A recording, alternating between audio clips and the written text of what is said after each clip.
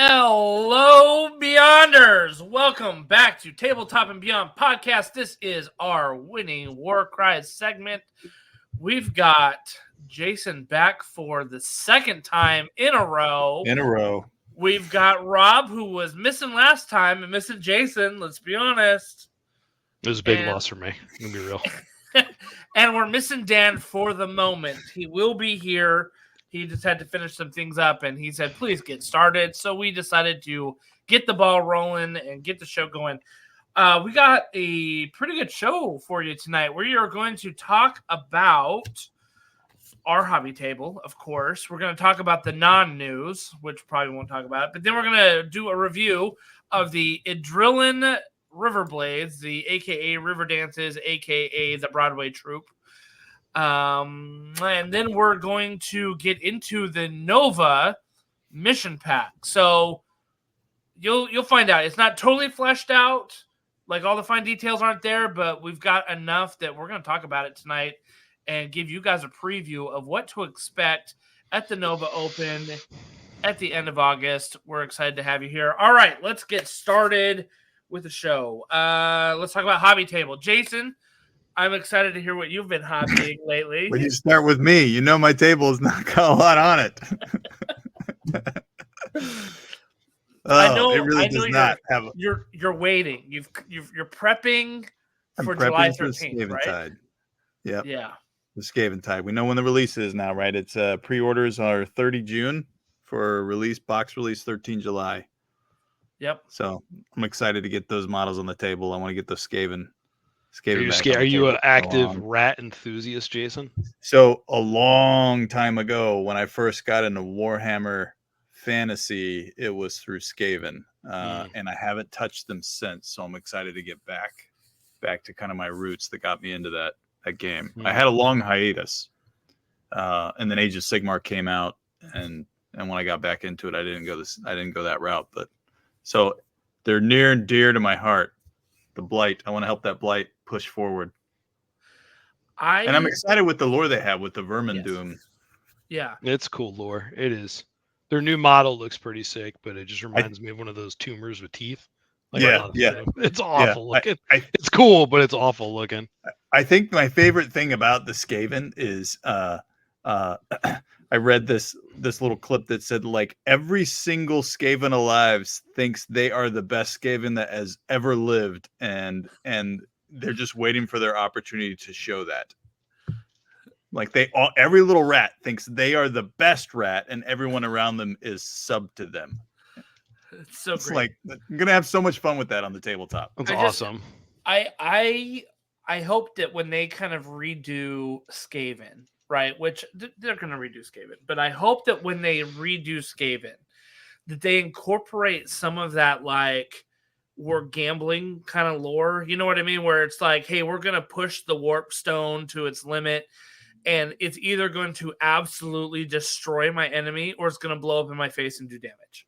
Because, like, that's the greatest thing about Skaven. It's like you roll a 13 and, like, things just, like, are amazing. You roll ones and they're horrible. You know what I mean? And it just is like, it's so great because that's just the fun of Skaven. Just like, you just don't know. It's literally a roll of the dice, you know, and on a bad roll, bad things happen. So I hope they're able to, with their abilities, kind of like, you know, encapsulate that. Like, if you roll a 7, then X happens. And if you roll double ones, then X happens to your own guy, you know, like I would love to see more of that with them.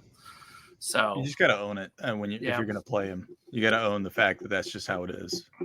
Yeah, exactly. It's like playing Gits. It's the similar, like, you're playing for the kooky random aspect. Like, I'm either going to bounce all over the table and it's going to be great, or nothing happens and I just die. Yeah. And you have to be okay with that. Yeah. You know what I mean? You have to, like, it's definitely out there for people. Some people love that stuff. I think it's cool. Skaven are just murder imbeciles, which is kind of awesome. Like, they cause so many problems. Like they're like the bane of everything, but they're like they could be so much more, but they're just idiots. Yeah. I love how they're also the bane of their own leaders. Like their leaders have a plan, and they're like, that stupid rat chewed through my thing that I needed. You know, For sure.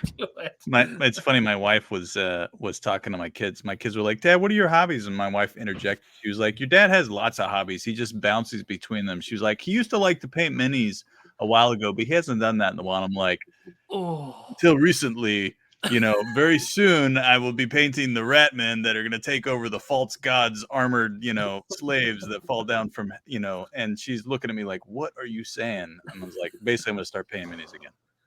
She's like, "Oh, okay." Basically, I'm going to do it again. Come July. I am excited to try playing the Spearhead with some of these boxes. Like I've got enough army like in Iron Jaws and Night Hunt to be able to like feel the Spearhead and just see how it goes. I mean, you're playing on a Warcry board. Yeah. The fact that they say, you never believe how long people say games can last, but they're like, you can play it in an hour. We played 3,700 games. You can play it in an hour. I'm like, okay. But I'd be curious. I feel like it's going to take 20 minutes just to set your models on the table. Right. Exactly.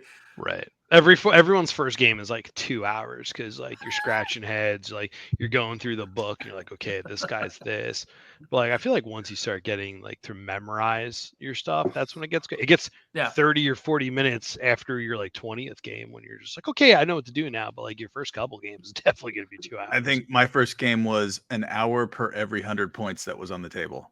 Oh my god. Yeah, that sounded about right. Jason and I decided we each had like a start collecting box. And we decided to like play a game against each other. So we're talking 800 points each. Not even the full 2,000.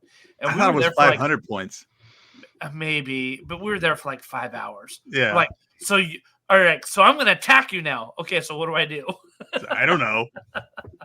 The part of my personal hobby philosophy is if it's any fun, you're going to have to do homework for it. Yeah.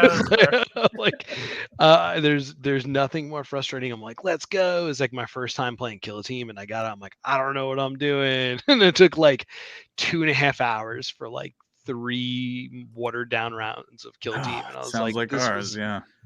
Now it's like with Warcry, I could teach somebody. I think like somebody's first game can be an hour to like an hour 10, and then I could play like anybody on my team. Like I could probably play if we're just going to play and not talk it out, probably like 35-40 minutes.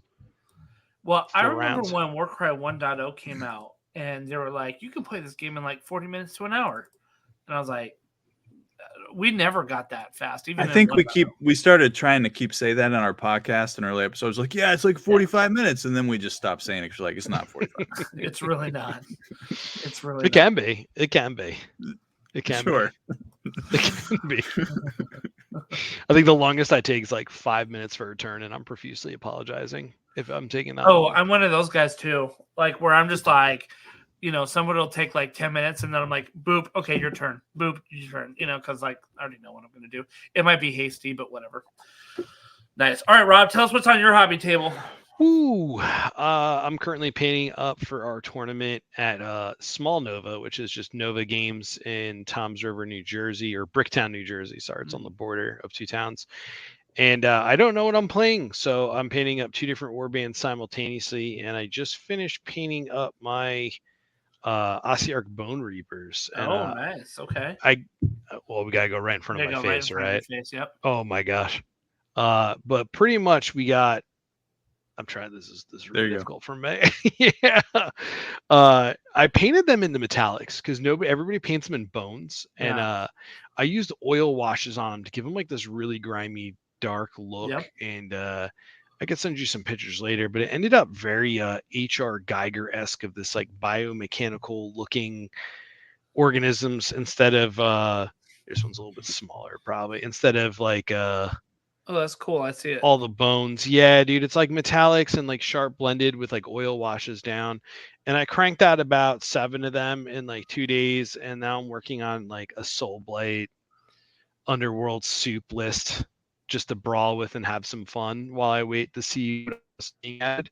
So that's about it. That's all I'm doing. And just actively working on building up the community for TTS, I think is like the two things. So how many people you got playing for TTS right now? Summer months we take a dip. I think that's the lowest we had is 20. Okay. Which isn't bad. No, it's 20 for competitive and Okay. casuals at 18. Typically we fluctuated anywhere from like 20 to like 30 per month for each league. So like, and we're just getting people draining in nonstop from like Reddit, from just Discord, and we have many different users. Some people like actively go and bounce back and forth between them, but it's summer. Everybody wants to be out right now. So I expect to float around there. But also with the release of Nova Pack, which will probably run in our TTS league to practice it out, see how it works. That's going to be probably drawing a lot of people. So yeah, no, that I think it'll be great, and I hope a lot of people test it out. So we'll get to talking about that here soon. As far as my hobby table goes, my models are sitting in the exact same spot they did a month ago when I told you that I'm still painting the Stormcast Vanguard Auxiliary from the Warcry box. Except now they all have a frown on their face somehow. Oh, yeah, they're all judging me right now, right behind me. But this last month was crazy. My daughter graduated high school. I had family in town. Like, it just was like, it was May-cember, like, all the end of school year stuff that was happening all at the same time, all the sports stuff. So it was a very, very, very busy month for me. And I just didn't get to it the way I wanted to. I will say though, that I ended up 3D printing a whole bunch of ogres for a friend. So that was kind of my hobby table. So he ended up, having, I don't know how, I don't know where, a whole bunch of 3D scans of GW ogres, and he had somebody print some for him before, but they were printed at like 3/4 size, so they were like little mini ogres, like they were like mini me's, like they were just like that's teeny, awesome. Like they were That's like ogres awesome. the size of a normal miniature. I would glue those on the back of the real sized ogres. Oh, dude, it's so funny. It'd be so good. It's like my mini me. Mad Max style. Exactly. Glue them on top of like the squigs. Yeah. Oh my gosh. So That'd be awesome. Super funny. Dude, have like one squig under each foot, like he's like surfing them. Do you know what I mean? Like moon shoes. Do you remember? Yeah. It's like moon shoes, dude. Dude's just bouncing. Let's go. Boing, boing. So That's great. it. So, but anyway, so I had to reprint, I think some for them, but it was good. I got my 3D printer fired up, and it got me, saying, oh, dude, I need to print out a dwarf warband, a dispossessed warband. And I saw that there was a deal going on for some 3D. There's a company that we're adding Dan to the group, but there's a company that is called The Print Ever Goes On, and they like have like every month through their Patreon they're doing new stuff, but they actually have a miniature builder where, like, if you buy the pack from that month, then you could go in and design your own guys and then export that as a 3D file, so you can have different poses, you know what I mean, and stuff like that. So like I got a whole bunch of the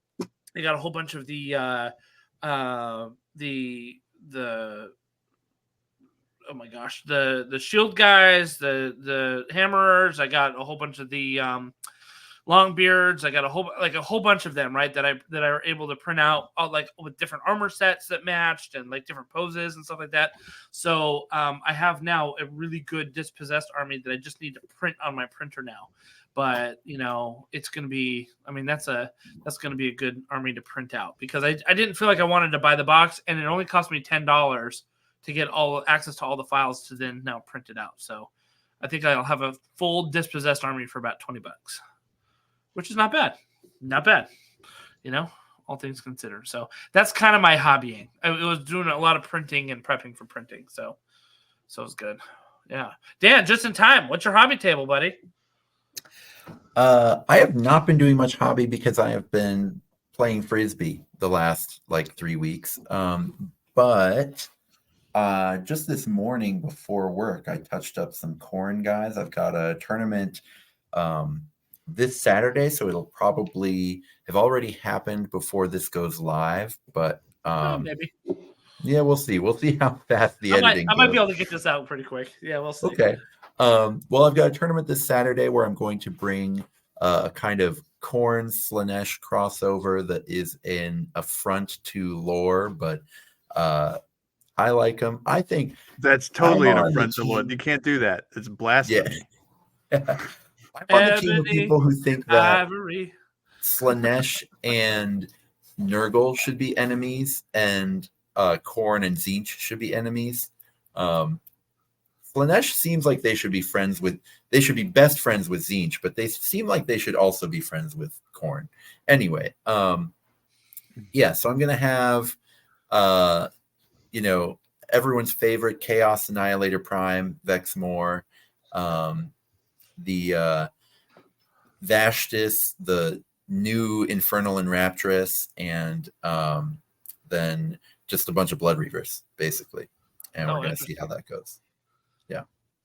I'm digging it. I was talking with Rob the other day about Vexmore, so I'm curious to hear your take after you use him on the board a little bit more, because he sounds like the boogie monster right now.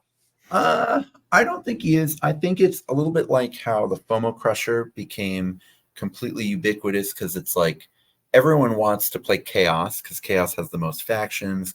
Warcry is a Chaos game, Sure. But like FOMO Crusher was the only thing doing it. It was a bad ogre leader, right? So everyone played it because it was, a bad ogre leader is better than everything that's not an ogre leader. So everyone was playing it. I think now that the ogre leaders took little nerfs, and so did the FOMO Crusher, Vexmore is just in a really nice place of just being an Annihilator Prime, and he's not even a bad Annihilator Prime. He's just an Annihilator Prime.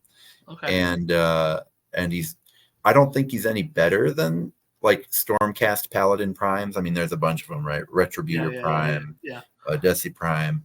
I think all of them are pretty good, and I think Vexmore just like slots right next to them, and it's just as good as them. And the thing is, like in Chaos, everything in Chaos sucks. So like you get a Paladin Prime, and you're like, whoa, that's good, that's incredible. So I get why everybody's hyped about it in Chaos, because it's like anytime in Chaos you get a toy that's just as good as what the other Grand Alliances get, like that's the toy in Chaos. Yeah.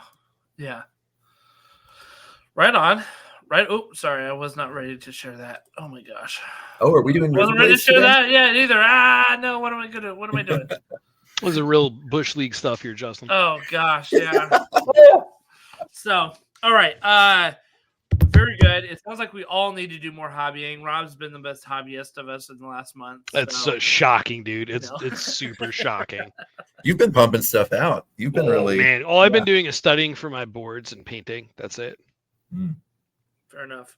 I was trying to paint the other day while I was watching Shogun. The show's incredible. It's absolutely incredible. You can't paint while you do it though, because the whole thing's freaking Japanese. Yeah. So like you have to I'm just like wait, and I realized that I'm sitting here with my brush. It's totally dried out, and I'm just like, okay, now they're speaking in Portuguese/English, and I'm like, and my brush is ruined because it's just like. Dude, I made a mistake with that once when I was using super glue while I was hobbying, and it literally was like this, holding the super glue, watching the TV, and then when it was done, I went over and I was like, oh no! I super glued all of my fingers together, and nothing gets rid of that crap. Like I was like tearing my fingers apart, dude. It was horrible. But yeah, I don't know if you guys are gentlemen, but I'm a barbarian, and like I don't have time for things to dry, so I use Gorilla Glue for everything. And and I use the kicker just to make it. I'm like, we gotta go. I don't have time here. And when I tell you I've cleaned off fingerprints, I'm pretty sure I'm unidentifiable. if I perish somewhere, you're not getting my fingerprints. Those are Gorilla glued off a long time ago. Especially putting together like spiky stuff like Baron guards. It's all smooth here. Over here, there is no proof. His fingerprints are back home on his models. That's awesome. Don't lose any teeth, man, or else they'll never find you. Yeah, I'm praying on that. That's awesome. So let's move to the news portion of our Winning Warcry episode. there was the news for you. Oh, you guys don't want to talk about that Knight of Zeros replacement that Zeros. came out today? Oh man, the new ones, yeah. Yeah. Oh my God. What- Yeah, what the came out? Stormcast and the Skaven guy. All right. Might Let not. me pull it up. I'll pull it up. No, The big rat might be too big for Warcry because I saw a picture It's of pretty it. big. Yeah, one of my patrons posted a picture of it next to a rat ogre, and it was like 5 rat ogres big. It was huge. But the Stormcast, the Knight of Zeros is already in Warcry, so you could just plop him right in. So I'm going to be honest with you. I thought you kept saying Knight of Zeros. Knight of I thought you Zeros. said 9 to zeros, and I'm like, man, I don't understand this math joke. But then, like, I was like, oh, a Knight of zeros. Okay. Yeah. Stormcast names are a curse. So so these are obviously some of the centerpieces, right, that they want to put out for these factions that came out. And let's look at Beefy Boy. We've referred to him earlier, this kind of monstrosity of this Clan's Molder here. It's Brood Terror, right? Like, this thing is nasty, and is, I think, Rob, what did you say? It was a tumor. It was one of those tumors that get like the teeth and hair and stuff, like the discarded like inner body parts. It's your twin, right? This thing's right it is wild looking. Like somebody's gonna do something incredible with it. Like, it is definitely not for me, but it is like really, really a work of art out there, even as ugly as it is. Yeah, I feel like so much. Yeah, There's just so much confusion when you look at it. Agreed. So I feel like this part up here was totally stolen from the KO, Kharadron Overlords. The balloon. And then like repurposed with like the the rat stuff. They're just like, okay, we're just gonna repurpose this. This model is to satisfy all those botfly enthusiasts that are out there. Exactly. Right? You just want to pull those things out and look at the holes that are left over afterwards. I want to say this. I want to focus. You watch those videos. No, exactly. No, I do not. Yeah, it's very revealing, Jason. My wife watches them all the time. Oh yeah, gross. I want to focus in on this eye right here. This looks like the eye of something that's saying, "Please put me out of my misery." Like, I'm gonna zoom in and just like look at this. It's like, "Please kill me." Yeah, like, that's not where the real control is. It's in the smaller head. That's the face next to him looks excited to be there. The big one. He's also just dangling some limbs with like just some like casual blades attached.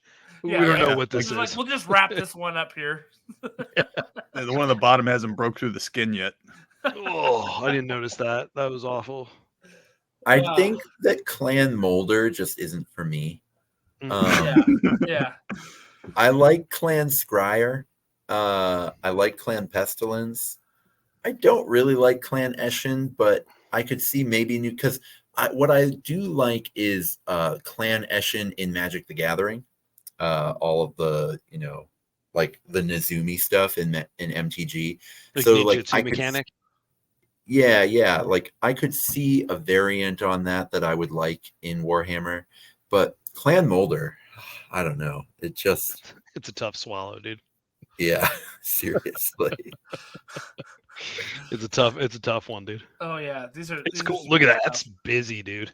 The back of it. This is one. So remember how we talked about models before that are like deceptively easy to paint? Like they look like they have a lot of details. Horns of Hashut was this way, right? Where you're like, oh man, this has a lot of stuff on it. But when you actually like paint it, you're like, oh, it wasn't really that much.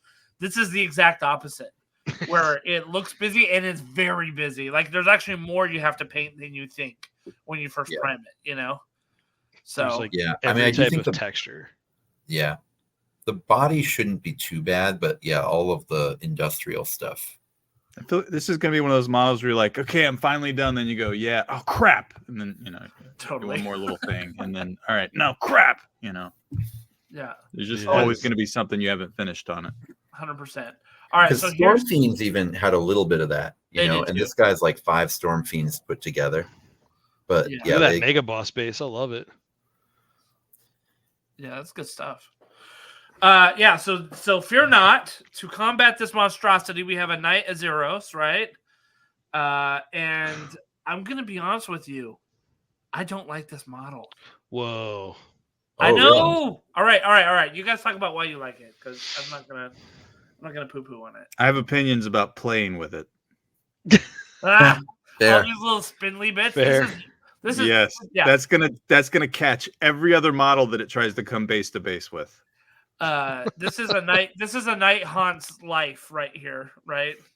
All So these which little do you things. prefer, the new angel wings, the old ones, or the in-between ones that Yndrasta had? Like, Indrast is my favorite. Yeah, It's yeah, an amazing model. I think it's one of the best sculpts. yeah, like actual like Actual bird wings. wings on her. Yeah. Yeah, I like her bird wings a lot. I think I from the do- back she looks so cool. Yeah, Like if you were gonna go fake wings, I do like the new prosecutor ones over the old prosecutor ones. Same.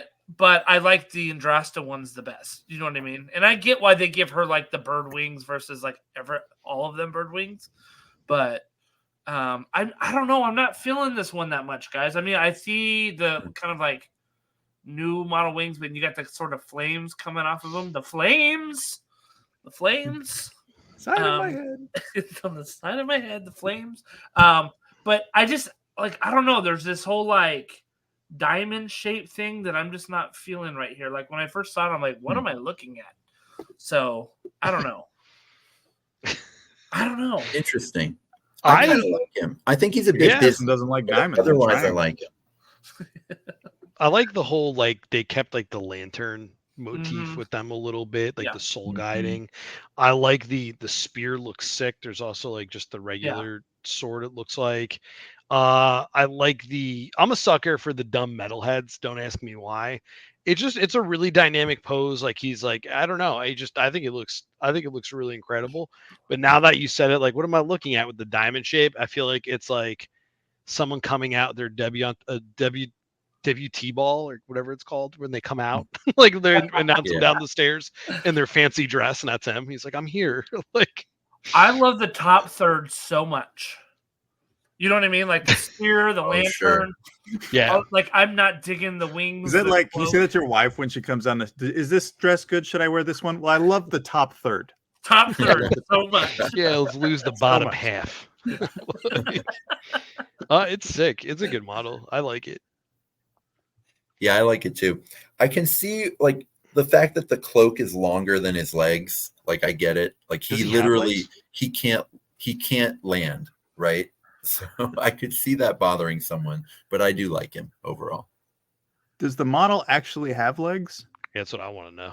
This is a real hard hitting question. It's got to be like this has to be his foot right here, right?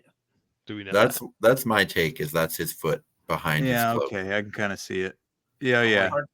Is it? Maybe. It is yeah. Look. There it is. Okay. It's stepping. It's stepping. Right. Yeah. Tootsies. I'll tell you, confirmed. I do not love this painting with the yellow right here. Oh, no, not at all. Oh, for the special character, you don't like it? Oh man. Well, just like I'll take this blue. The teal and the black was sick. Actually, it looks pretty good because it goes with the cloak, you know. But like the yellow here, like oh man, I'm not digging it. Dude, if that guy came down to fight me, I would just step back like 5 paces and be like, all right, come on over, and then hit him when he trips and falls on his face. He's cloak. flying to you. He's floating to you. Yeah, he has to float and he has floating. to use his Darth Maul thing to like reach down at you. Yes. Then he should be barefoot. He should. Yeah, that'd be great. Just yeah. I think it actually looks kind of cool, but yeah, there are some things about it. But overall, I think the model's pretty Will awesome. I get it? Probably. Will I play with it? Probably. Yeah, I like the weapon a lot. I think the weapon is like it's so GW over the top.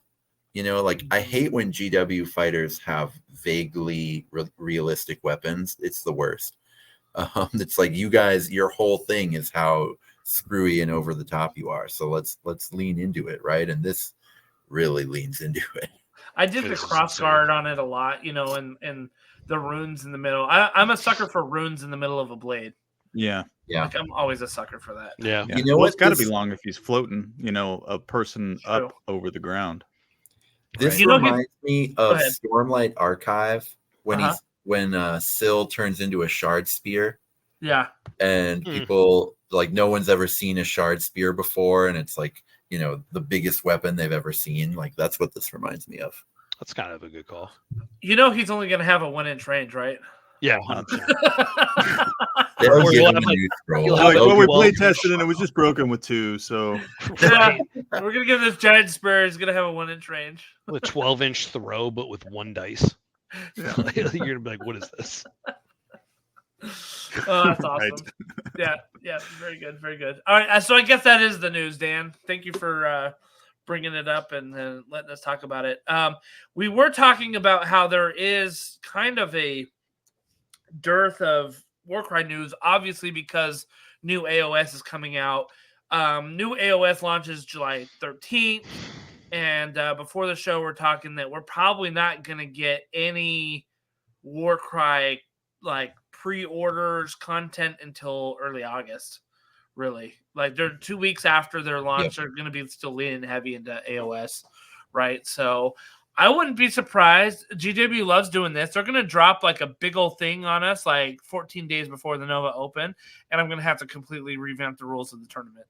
You know, that's probably going to be what happens. So, Nah, it's just going to be the box. It's just going to be the Sylvaneth and Bone Reapers yeah, box. I agree. But there'll be like some really weirdly complicated, shakily written rule that nobody really knows how you're supposed to play. And, you know, a few people are going to show up thinking you're supposed to play it this way, and then everyone's going to be mad about it. And then we're gonna rule on it at Nova, and they're gonna be like, so the Nova TO last year said, you know, and it's like, oh gosh, you know, like I hate being quoted. Like, don't quote me. Please don't quote me, you know. So yeah. That's hilarious. It's good times. Good times. All right. Well, let's talk about the Ydrilan Riverblades. And I'm gonna add that to the stage. Hold on. Gotta bring it back. All right, let's talk about these guys. So this is the other half of the Pyre and Flood box that came out about 2 months ago, almost at this point, right? Yeah. Pyre and Flood. I think we kind of touched on it the last time we talked about. We're sort of doing a preview of Pyre and Flood, and we talked about how the Pyre Gas and the Ydrilan Riverblades, they complement each other very nicely if you're playing against each other, right? Like if you were just to take them out of the box and play a game of Warcry with that box against an opponent, you'd actually have a pretty good game. But we came to the conclusion that the Pyre Blades struggled. That their best play was to use the leaders as allies rather than play them as a straight box, right? Because they do have some good aspects about them, but like their strongest play is to use them as allies. And we said that we'd get to the Ydrilan Riverblades after that. So here we are. We're going to talk about them and see how much we like them. Rob has a crinkle face right now, which means that he probably is sucking a lemon as we're about to talk about them. And we'll see how it goes. One thing about those Pyre guys, I do think we undersold. They have that like fake coordinated strike ability. Super good, yeah. And I think, you know, something we mentioned that it was good on the show, but I think something we undersold is like the Pyre guys. They're disappointing because the main mechanic is not good, but overall, there's only so bad you can be when you have coordinated strike on your team, you know? And so like seeing them in action a little bit, and then hearing about them a little bit, it's like, they're not good, but they're not like totally unusable the way some warbands have been in the history of the game, because like coordinated strike is just good. Right. So like board wide, even better. Yeah. So, you know, they have one like very big league ability. So that at least like gives them something, right? So like when you play them, you do feel like you're playing Warcry. Like there are some warbands where you don't feel like you're even playing the same game as some people are. But I think Pyregeist, if you try to do the cool thing with Pyregeists, you'll feel like you're not playing the same game as everyone. But I do think we undersold, just like, if you're willing to just only spam the triple is so good that you at least have a warband. Right.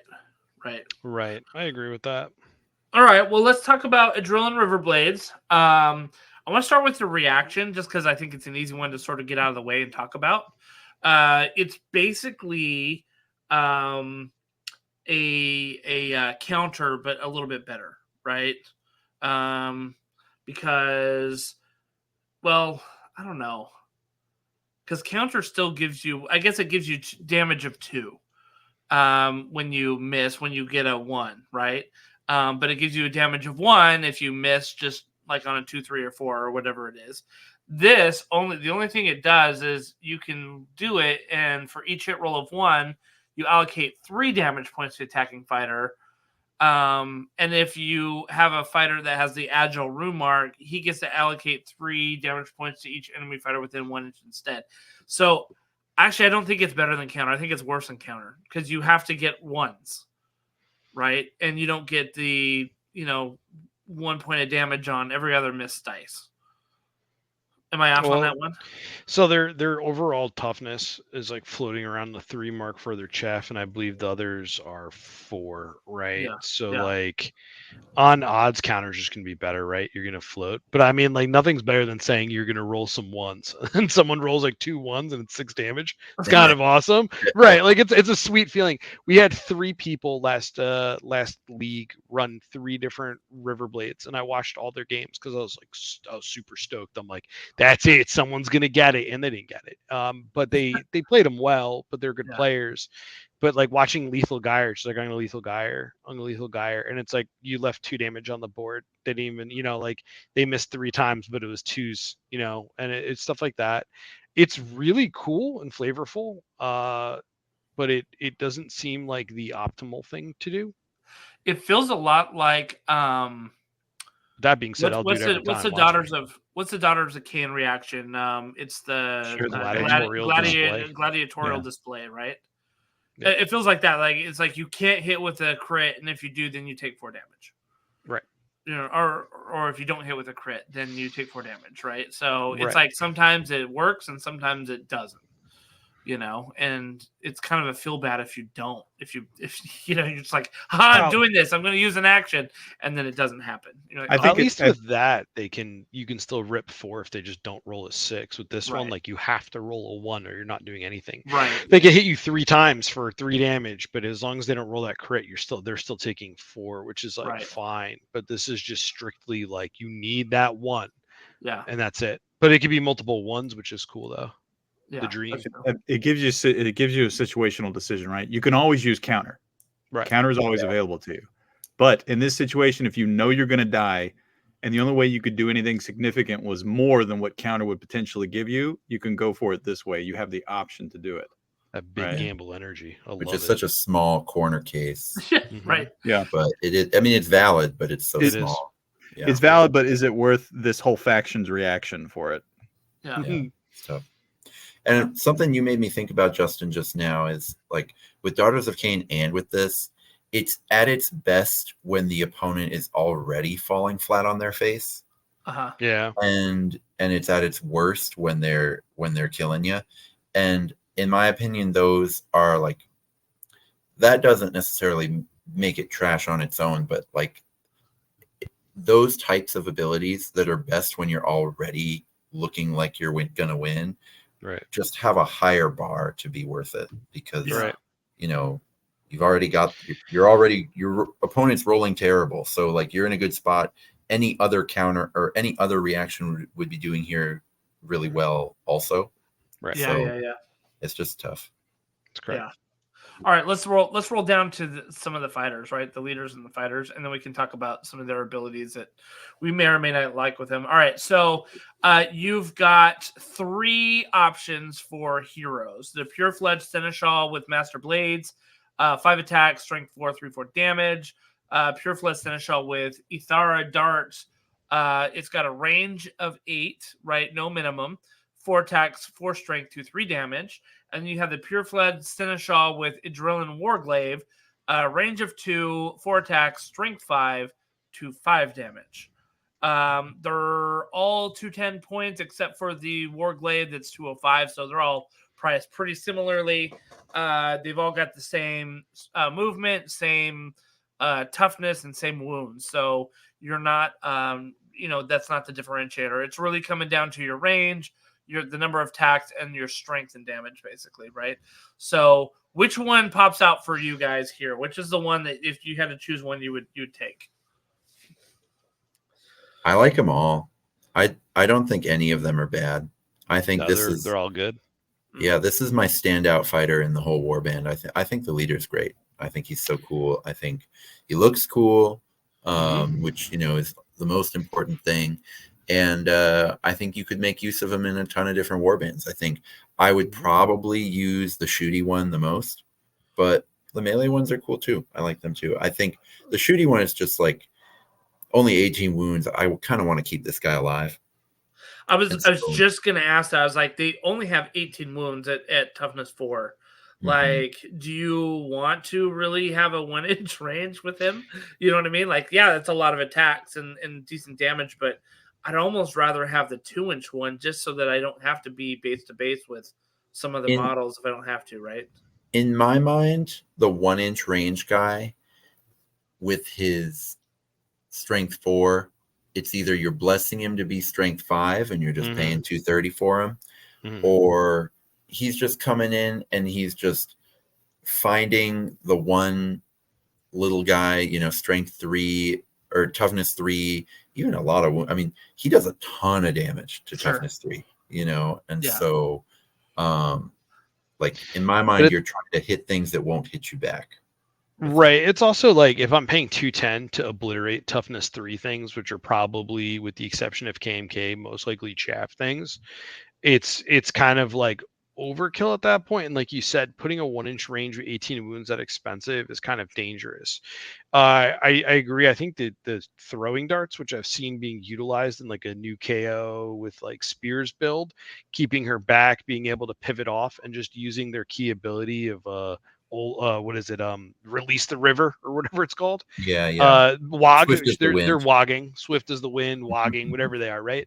They're just speed boosting everybody, and that alone is just amazing. If you're running it with anti-primes, if you're running it with slow move 3 fighters, you're bringing this one dude in, and it's a pretty decent assassin piece.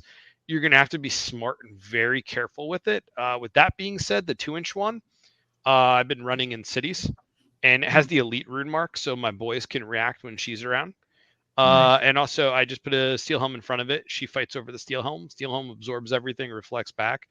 And we just have a good time that way. And if you're able to also do standing wave stance, if you ever have the triple to throw, being what she goes up to, she'll be 5'6", 2'5", I think, which is pretty good.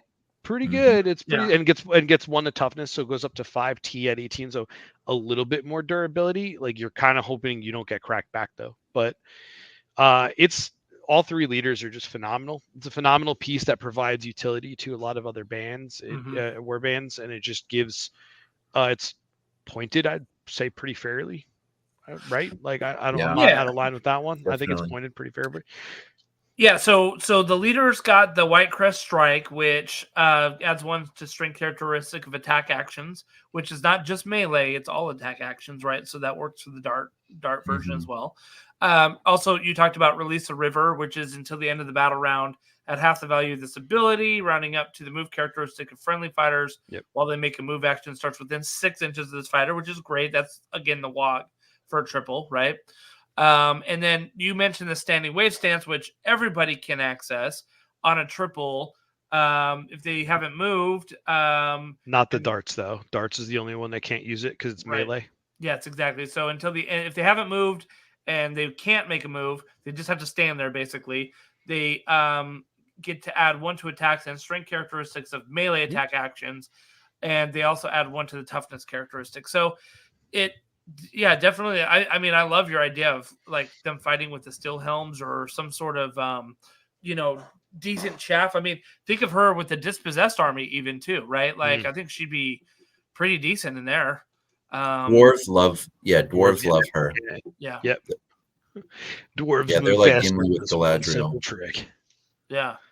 So 100%. she's like Galadriel. I love it, Yeah, dude. they're Gimli. She's Galadriel. She's All right. giving them locks of her hair. So, One thing that I do like about the shooty one is it lets you be sneaky about like you pop release the river and then you run her to that spot where both deployment groups are within 6 inches of you. Because there's usually like one little area on the board where both deployment groups will be in range. And as a Calthea player, like I would do that a lot. And then you're in this odd spot where you've moved to get there, you've popped the ability, and now you're not getting a ton of value out of the next move. I mean, you just move 5 inches for something, right? But now you get to decide, do I want to move 8 inches now for value, or do I want to just shoot something 8 inches away, which is nice. So having that ability on like a shooting profile you actually like is really nice. Like Cogsmith was something that I saw people try out when Tempest's Eye was a thing, but like the Cogsmith shooting attack isn't relevant enough. So she's a lot better than the Cogsmith. So it really gives you something. Yeah. For sure. All right, let's move on to the regular fighters. All right, so you've got 2 different crest dancers, one with a twin spear, right? 2-inch range, 3 attacks, a strength 4, 2/4 damage. And then you have the crest dancer with the rope sickle, which is kind of like your, again, it's a rope weapon. It's 3 inches, 4 attacks, strength 4, 1/4 damage. Same profile, 5 movement, toughness 4, 10 wounds. 115 points for these. What do you guys take? Are you guys taking these? What are you guys doing with these? Heartbroken. They're so sick looking too. They're everything I'd want to be when I was a little kid to grow up into. They're so cool looking. But the problem is like I'm not paying that for 10 wounds. Like honestly, we didn't pay for prey takers, right? So hard. We're not even paying for prey takers now at 100 points. Why am I going to pay for that? Like, yeah, granted, they got the little pseudo flyover obstacles and they have really good range and they're aesthetically super cool looking. I'm not 100% sold on them. I think the one with the sickle is close. I think like the one with the twin spear, I don't think it's salvageable. I think you'd have to drop it so low on points that it'd just be like silly.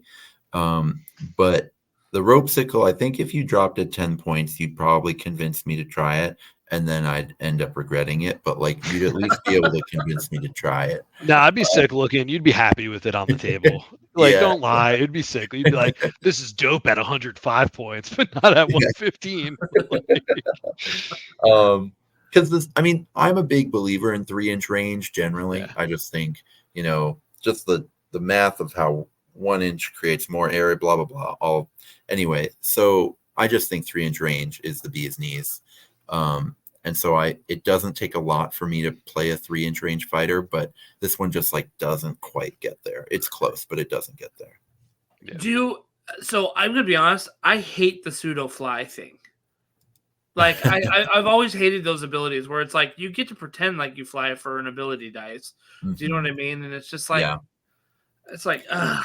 And how many points do they pay for that ability when you're never going to use that ability? Exactly. Whoa, you guys are going to get your backs blown out when someone steals a treasure over something. And you guys are going to be like, nobody plays that. And then someone remembers that's funny. In the 1 out of 100 out of the 1 out of 100 instances. That's the whole point of it is to jump over the terrain that's on the battle mat. Hurdle something. Yeah. Yeah. It's so niche, but like when somebody uses it's gonna be sick though. But it's so bad. I also hate the, like up to 3 inches thing, which like if you're gonna let them get up on top of something, give them 4 inches or something, because it's like I know the terrain is technically like 2.85 or whatever it is, you know what I mean? So you're like, okay, that's cool, but it's just like there's so many arguments about like, well, that's 3, you know what I mean? And it's just I don't know. As soon as you get to people playing third-party terrain, where it's just like this part's 3.5, this part's 2.5, and it's like, oh well, all my abilities are based on only GW terrain size. Right, exactly. And it's just like GW doesn't the ultimate have nerf. Yeah, GW doesn't have 4-inch terrain. They have like 3, 6. You know what I mean? Like Yeah. They've got the Red Harvest scaffold, and that's it. That's the only 4-inch terrain they've ever produced. So just make it 4. Just make it 4. You know, and then it would cover it would smooth over so many problems, in my opinion. You know, but whatever. Listen, if you did that, you know how jealous Gorehulk would be. Let's not even attempt this dance right now. My boy just got saved. Let's keep it chill, right? Okay, you so could also use it to jump over people. That's true. Mm-hmm. That's true. Well, you only have a 5-inch movement, so you'd have to be tactical about it. Yeah, but you're gonna be awesome when you spend 5 minutes calculating geometry for it to get wiped out when an ogre breeds on it. Yeah, but you're gonna be smarter than them. That's all that matters. Yeah, I mean, it's the flex, dude. It's the flex, flex, dude. If you can flex, dude, you're winning. Yeah, you're winning. All right. So the other 2 variants of models that we have, the only other 2, are the Stream Runner with Crest Blades and the Stream Runner with River Steel weapons. The Crest Blades, 1-inch range, 4 attacks, strength 3, 1/2 damage. And then the River Steel weapons are 3 attacks, strength 3, 1/3 damage. Why would you ever take the River Steel weapons? Because there's 27 of them in the box. Yeah. I would just straight up be like, yeah, they're all Crest Blades. Like, I haven't built it. I have not this time, GW. So yeah, can you are there really only so many Crest Blades in there? It's 1 Crest Blade. Yeah. Are you serious? Listen, they even felt the need. Servo Scribe, what a wonderful person, even felt the need to tell you what's in the box because so many people were heartbroken about it. So if you go up, there's a little blue thing. Yeah, there it is. Yeah, dude. Info: this box contains sadness. Okay. Oh my gosh! Why would you do that? They just didn't want to. So they just didn't want to make all of the weapons variants, right? Like where you had to have all the hands. It's like the Arcanite Shadow Stalkers. There's so many variants of hands in that box. Do you know what I mean? You've got a whole bunch of when you get done with the box, you have a whole bunch of hand crossbows, hand daggers, swords. I mean, there's 1,000 hands. But that's a good thing. Yeah, it is a great thing, but they didn't want to do that for this box. Apparently, have basically an extra sprue of hands. So, you know. But their elf hands are so small; they're so tiny. It doesn't, Listen, I've already bought 4 extra egg rots. I now own 5.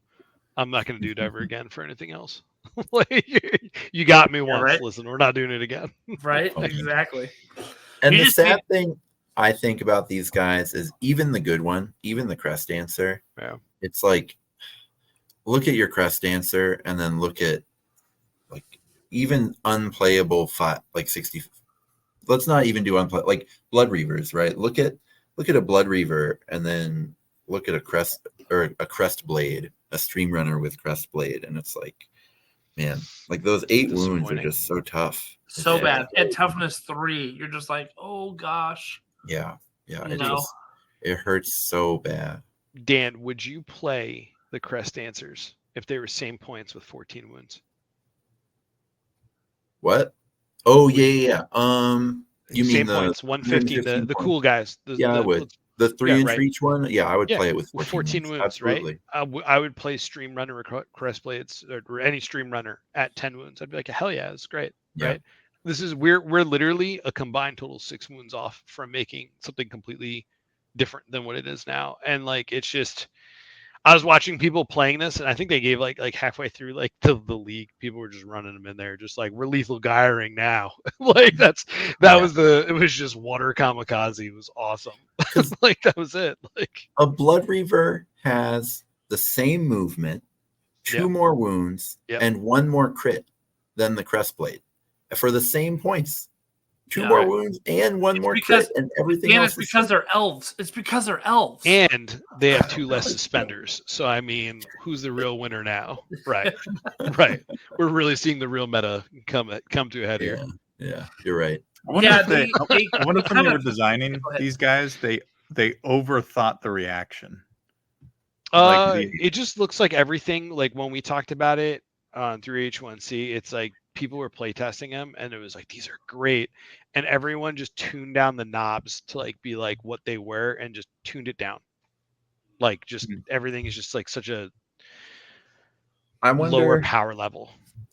I also wonder, Jason, was it the reaction or was it the universal double that reads like it's the greatest double ever made, but in reality is kind of like it's good and playable and solid, but generally marginal. Impactful. Right.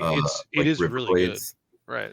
Like it's good, it's just not big, you know, so it's not changing a game. It's just like, oh yeah, this is something I'll be happy to spend a double on when I don't know what else to use my doubles on. Yeah. But I wonder if they were just like, oh my God, this double is so good, we can't print this. We can't print this. It's too dangerous. On a 2-up. Yeah, I mean, I wish I knew. The Riverblades is basically the Rush universal ability, right? But you get to choose one fighter within 8 inches and deal 1 damage to it on a 2-up roll. And don't you get to do it twice if you do it twice? If you move twice? Yeah. It's move, attack, or disengage, as long as it's not a wait action. So you can do some cool stuff with it. Like it makes you feel like you're throwing those little flick blades that they have. And like it is cool for drive by and finishing off a unit or something like that. Like it's got some edge cases. It's a really good double, but just like Dan said, it's not impactful compared to like the big boys out there. Like this is cool. And I'm sure they thought like against like 10 wound Night Haunt with toughness 5, they're like, oh, it's just so overpowered, they're just gonna use some doubles and then the torch rate's gonna die. And like, yeah, sure, for that box. I played like a 1 box against like of this against Pyre Guys. The Pyre Guys blew me out with the coordinated strike. That and they could fly. So like there's really nothing I could do. I was just like, well, this sucks. Like no, you have guys who can pretend to fly. Yeah, I ain't pretending to fly up. Right. When they're on, but here's the thing: they're on the 3-inch up bridges. So like, what am I gonna do? I can't fly that high. Like I don't believe in myself that much. I think that what double. Were you saying, Jason? I think that double would be impactful later in the game when these guys may not even be on the table anymore. Right. They're really cool to get in a position to do it. They ping off people to do it. It's cool to be like swing. Ping you, swing, ping you, like you're getting 2 extra damage, cool. Or like disengage, ping you, run somewhere else, ping something, and I'm still running faster. It's cool. Like I said, like it feels cool to use and thematic. It's just not impactful. What if, hear me out on this, what if you changed it to a 3-up and did 2 damage? Would you like that better? My issue is when you consider this as a movement plus damage double, right? If you're like, we're getting people places and we're hitting stuff. I think about on the Maw path where I'm spending a double to get +3 move in a way that's going to allow me to do 27,000 damage with a big ogre that I would not have been able to do otherwise. Like that's what I'm excited about from doubles. Or like, you know, Slaves to Impulse. I'm getting this, you know, even those little, I guess I don't have one in reach, but you know, even those little slangors are just like, they're just doing real damage when they hit you, you know, and that's gonna come out to, it's gonna come out to more than just 2 damage. So that's the disappointing thing for me. Like I don't think they could have said on a roll of 2 up, deal 3 damage so that you could do 6, because that would be insane, right? They wouldn't have been able to do that, but then they also have this thing that doesn't scale as your fighter scales, and it's just I don't know what the knob needed to be, because it is a good double. Because that's the problem with doubles, is like you end up with random doubles to use during the game.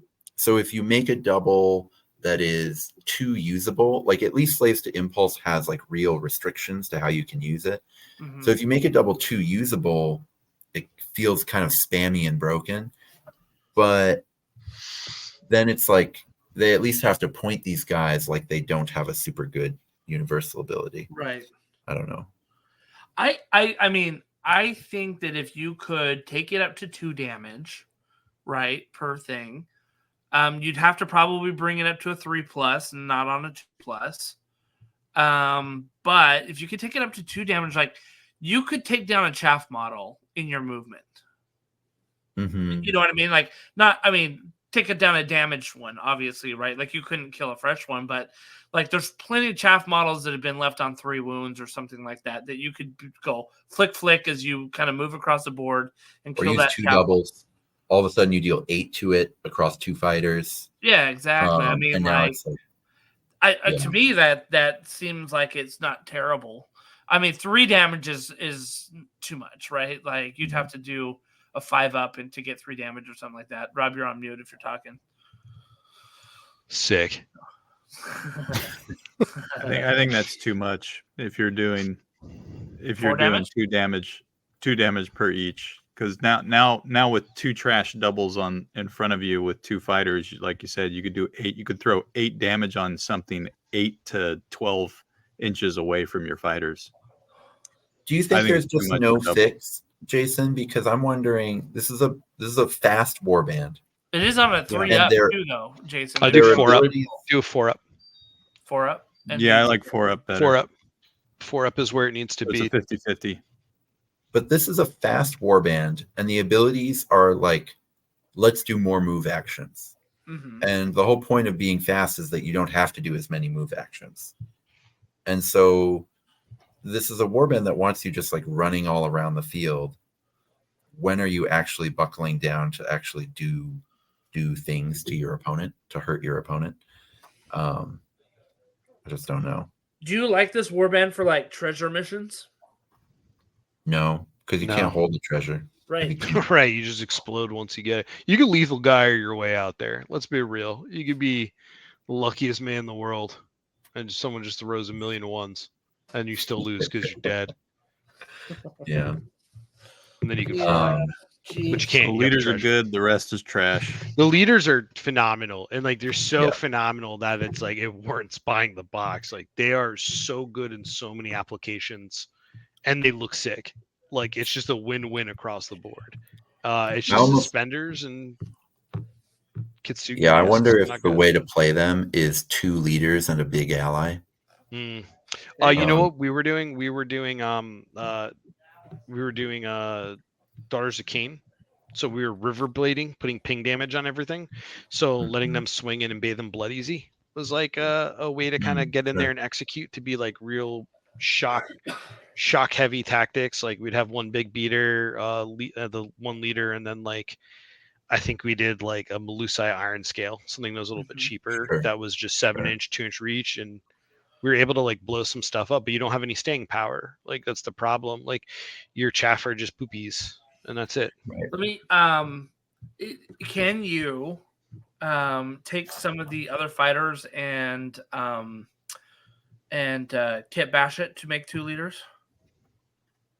Like for example, if I didn't want to make one of my crest dancers or whatever, could I turn that into a seneschal? Like, can you use some of the extra parts and like instead of like maybe having a dart one and then a spear one, like can you kit bash them? I haven't really looked that closely at the models. You'd have to add a lot to them because the leader is really impressive looking. I wish they had the pictures here on Warcryer, but they're new. I get why they're not there yet, but man, that leader is impressive looking. I guess you could, but you'd have to do a pretty good job, I think.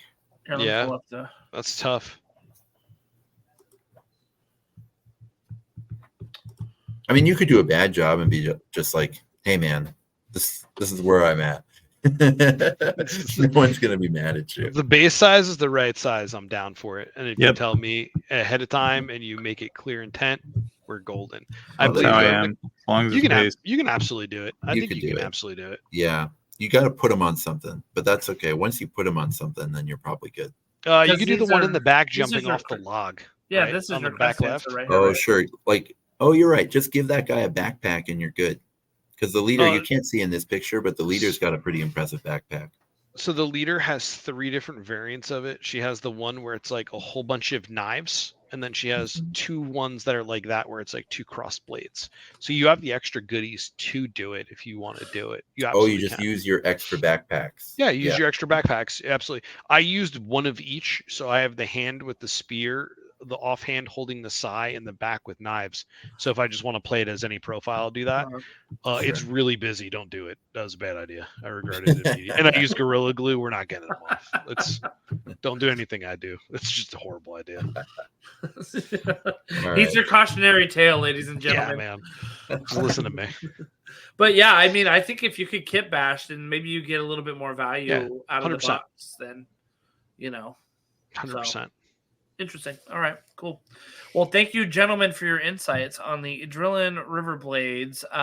It doesn't sound like if you're super, if you want to be super competitive, this is probably not the warband for you. Where do you think it? Do you think it ranks? Like you were talking, Dan, earlier about the Pyre guys, right? And how like they've got an ability that lets you make it feel like you're playing Warcry. Do you feel like this warband is a warband that makes you feel like you're playing Warcry, or is it just struggle fest? In my opinion, no. Yeah. Okay, so we're talking Canite Shadowstalker level. Worse. Worse. Ooh. Okay. Tough to say because Canine Shadowstalkers at least have one good fighter. Crossbows, but these guys have one good fighter. You just can't spam it, right? So maybe they're about the same. I don't know. I mean, so in casual play, you will occasionally play against people who cannot deal with a 10 fighter warband? Yeah, 10 fighter warband. Yep. 10's not even that many. 11. It's 11 fighter, right? Oh, it's 11? Okay, 11. Great. Yeah, you will occasionally play against people who can't deal with 11 bodies, Yep. So I think in casual play, there's only so bad you can be if you swarm the board with really bad fighters. Right.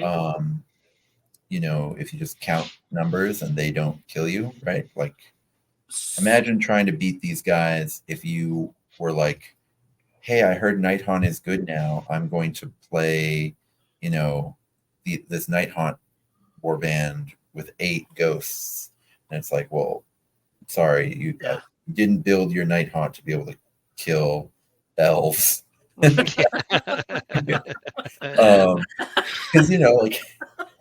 Nighthaunt started laughing. You couldn't even finish that sentence. All I'm saying is like Nighthaunt's a faction that is good, but that isn't very offensive, or like there are factions that could just have a tough time. Like you could be playing Nurgle Mortals, and it's like they get to the objectives and you get to the objectives, and they just don't kill the Riverblades fast enough, because they're wasting 3 movement. Anyway, so like there are situations where just by having a bunch of cylinders on your team, that moves 5 inches, that you could get there. But I don't think you can bring them to competitive play. You could. You just might not have the great time. Yeah. Good point. I mean, you could. You just be realistic with the expectation of it, right? Like, but then again, like Dan's absolutely right though. Like, say you go to an objective heavy, like if we were in the Rumble Pack era, you count to 11, you're pretty good, as long as nobody else is bringing horns or Soulblight. But like, it's all right. Yeah, you're fast. That's something. Right on. Okay, cool. Thank you guys for your insights on that. That's all good stuff. Let's move on to our main topic. Let's talk about the Nova Open mission pack. So to caveat this right now, I feel like I need to explain a little bit about how the system is going to work at Nova so that you kind of understand like where the missions fall, where we're thinking they're going to fall. I need to talk about the scoring system in just a little bit, so I'm going to touch on both of those really quickly. But then I also need to put the caveat on here that these are they're like 98% finalized, right? Like we may end up moving some around, like instead of doing a mission on round 3, we might do it on round 2 instead. Because our goal is to have a good experience throughout the tournament and to make sure that we like don't inadvertently favor like certain warbands over another in the first couple of rounds that would then skew the results later on, right? Like we want to try to have as balanced as we can early so that we can have the right people on the right warbands in the right spots at the end of the tournament. You know what I mean? So, all right. So let's talk about the beginning of the tournament. This is Dan calls it my wacky tournament system, and it's fair. I'm okay. I've taken the darts for this already. This is sports style, is how I've dubbed this. Right. We will have what I'm calling them is 3 arenas. We called them pods before, but I'm going to call them the Arena of Death, the Arena of Destruction. Oh, sorry, 4 arenas: the Arena of Death, the Arena of Destruction, the Arena of Order, Arena of Chaos, right? And people will be assigned to an arena. It doesn't matter what your warband is. You could have an Order arena in the arena, or sorry, an Order warband in the Arena of Chaos. It's just your assigned arena that you're going to play in, right? And so you're going to play pretty much everybody within that arena. Maybe, probably not everybody. It's going to be Swiss style in the beginning, right? The first 3 rounds is going to be Swiss style. So that'll determine, like, the winners will play the winners, the losers play the losers, that kind of thing. So it'll end up racking and stacking the first 3 rounds of who it is in there. So we should have about 8 people in each one, which 3 rounds will get you a 3-0 winner of each one, right? And then using the Swiss style and the battle points that you have, which I'll talk about in just a second, that will rack and stack your players within that arena. Okay. You'll take then the top players of each arena will go into the finals bracket, right? And the top 4 will play each other. And then the top 2 players of each arena will play each other in a bracket. The top 3 will play each other in a bracket, and so on, so forth down there. And so what that does is it ends up right-sizing the competition for the last 2 rounds of the tournament. So the top players are playing the top players, the bottom tables are playing the bottom tables, the mid tables are playing the mid tables. And we found last year with it that people overwhelmingly at the tournament felt like they were very happy where they pretty much ended up. They had some pretty epic games. There were like really no blowouts in the last games of the tournament because they were right-sized competitively with the warbands they brought and their skill level that they're bringing to the table, right? So with that in mind, the way that we score the pods initially are that based on the victory point spread that you have in the games, you will be assigned a certain amount of battle points. So for example, if I'm playing Rob and he scores 20 victory points and I score 1 victory point, yeah, he'll end up with 20 battle points and I'll probably end up with 0 battle points, right? If we play the same game and he ends up getting 11 victory points and I got 9 victory points, and he'd probably end up with 11 battle points or 9 battle points. So where that works is like there are some of our missions that you'll see where there's a lot of victory points to be had. There's one mission that I think you can get up to like 40 victory points if you just run the table. It's the Rising Dread. You can score a lot of victory points in that one, right? And so depending on what you get there, if you get 30 and I get 10, then maybe you get 15 battle points and I get 5. So that's how you handle the major minor wins. Is basically it's a sliding scale depending on how well you did, and you compare the victory points there, right? So it's not like you get 20 for a major, 15 for a minor win, 10 for a draw, 5 for a minor loss, 0 for a major loss. We don't do it that way because it ends up skewing numbers, I think, a lot, especially when the major and minor wins are based on models killed, not on actual play. I feel like because a lot of missions don't require you to kill models, right? So you can play an amazing game without killing anybody sometimes. So anyway, all of that is to give some context to the missions that we have decided that we want to put out here. So I've been working with Dan, I've been working with Rob, I've been working with Mike, kind of through Rob and some of the other guys, just to kind of like, you guys have been playing competitively with TTS. Dan, you've been running events and things like that, and we wanted to make sure that we had a good Nova pack here that I think represents the state of the game as it is, where we're at, and gives a nice balance so that, again, we're not favoring elite warbands over horde warbands, etc. Right? So without further ado, let's talk about our missions, right, that we have here. All right, so and again, like the caveat is that we might shift these around a little bit, but I really like Dan from your title pack, the Rising Dread mission here. I think there's a lot of points to be had, victory points to be had, just with the way the mission is structured. I also like that this is a very nice hybrid mission, right? This is an objective treasure hybrid that I think doesn't favor one style of warband over another. You can control points, but you can also go after extra objective points. In the second round, treasures appear, and you can go after those treasures. One little bit that we might tweak just a little bit, Dan, and I'm eager for your feedback on this one, is that people said that for a tournament they didn't like a dice roll off for placing the treasure. I don't know that that's that big of a deal because each person gets to place a treasure. But if we were to tweak it a little bit so that you eliminated the randomness of it, which I think you would say the person who didn't win priority in the second round could place the first treasure. But again, I think that still is a dice roll off at the end of the day, right? With the priority. So I welcome your thoughts on that one. Or you could say whoever's losing gets to place second.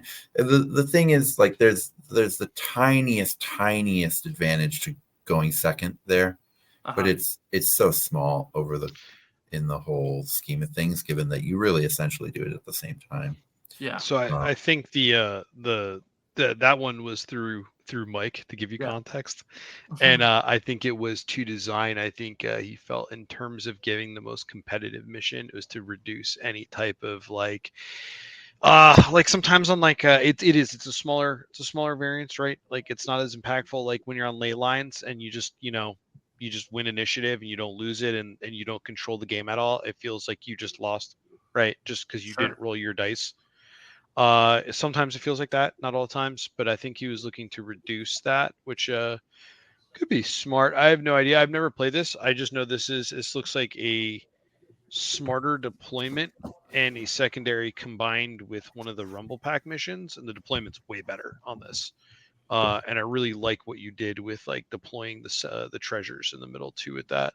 This seems pretty smart and also like a really fun hybrid. I like treasure missions. I don't feel like GW's hit the mark on treasure missions just yet, but I tried this in Extraction and I loved both.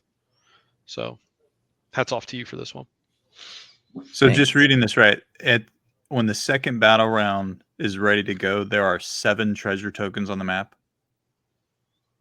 There should be only 3. Hold on. Because there's 4 in deployment, right? And I'm looking at those are objectives. Those are objectives. Yeah. And then, 7 treasure mission. Let's go. Yeah. Okay, got it. That's what I was missing. Yeah. Yeah. So I was like, wow, something for everyone. The first 2 you rounds, get a treasure. You get a treasure. And you get a treasure. Yeah. But yeah, I don't mind the idea of changing how they drop down, how the treasures, or like what order they drop down in. It doesn't matter that much. The main thing here is like, I really like that objectives count for more later in the game. That was, I think, this was the best objective mission in Rumble Pack. I agree, in my opinion. And so I just tweaked it because I wanted to put it with the best secondary in Rumble Pack. Yep. And then the one thing on the deployment, those hammers, so like you want numbers for objective missions, and this was back when Move 3 was the place to be.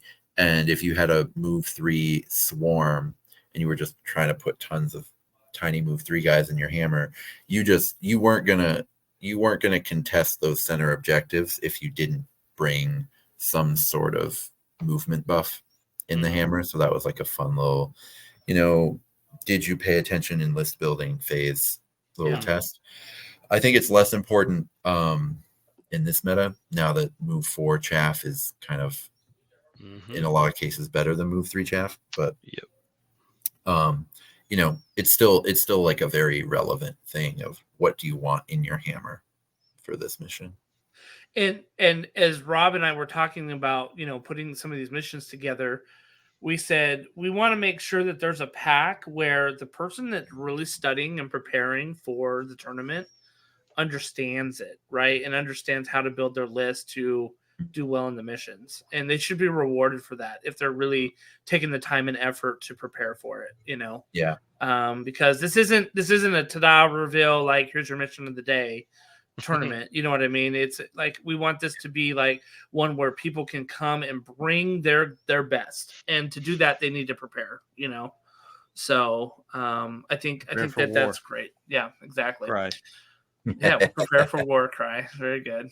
All right, so yeah, like as we said, there's a lot of points to be had here. So victory points, and so like the scale may be a little bit different, right? Like each victory point might be worth 1 point on the battle point scale, like when it's all said and done. But it ends up working out pretty well. All right. Bloodshed is the next one. So this was Christling's mission that she had. Oops. This sorry, that red circle got a little moved when I was putting this together. Sorry. That red circle is supposed to be right in the middle.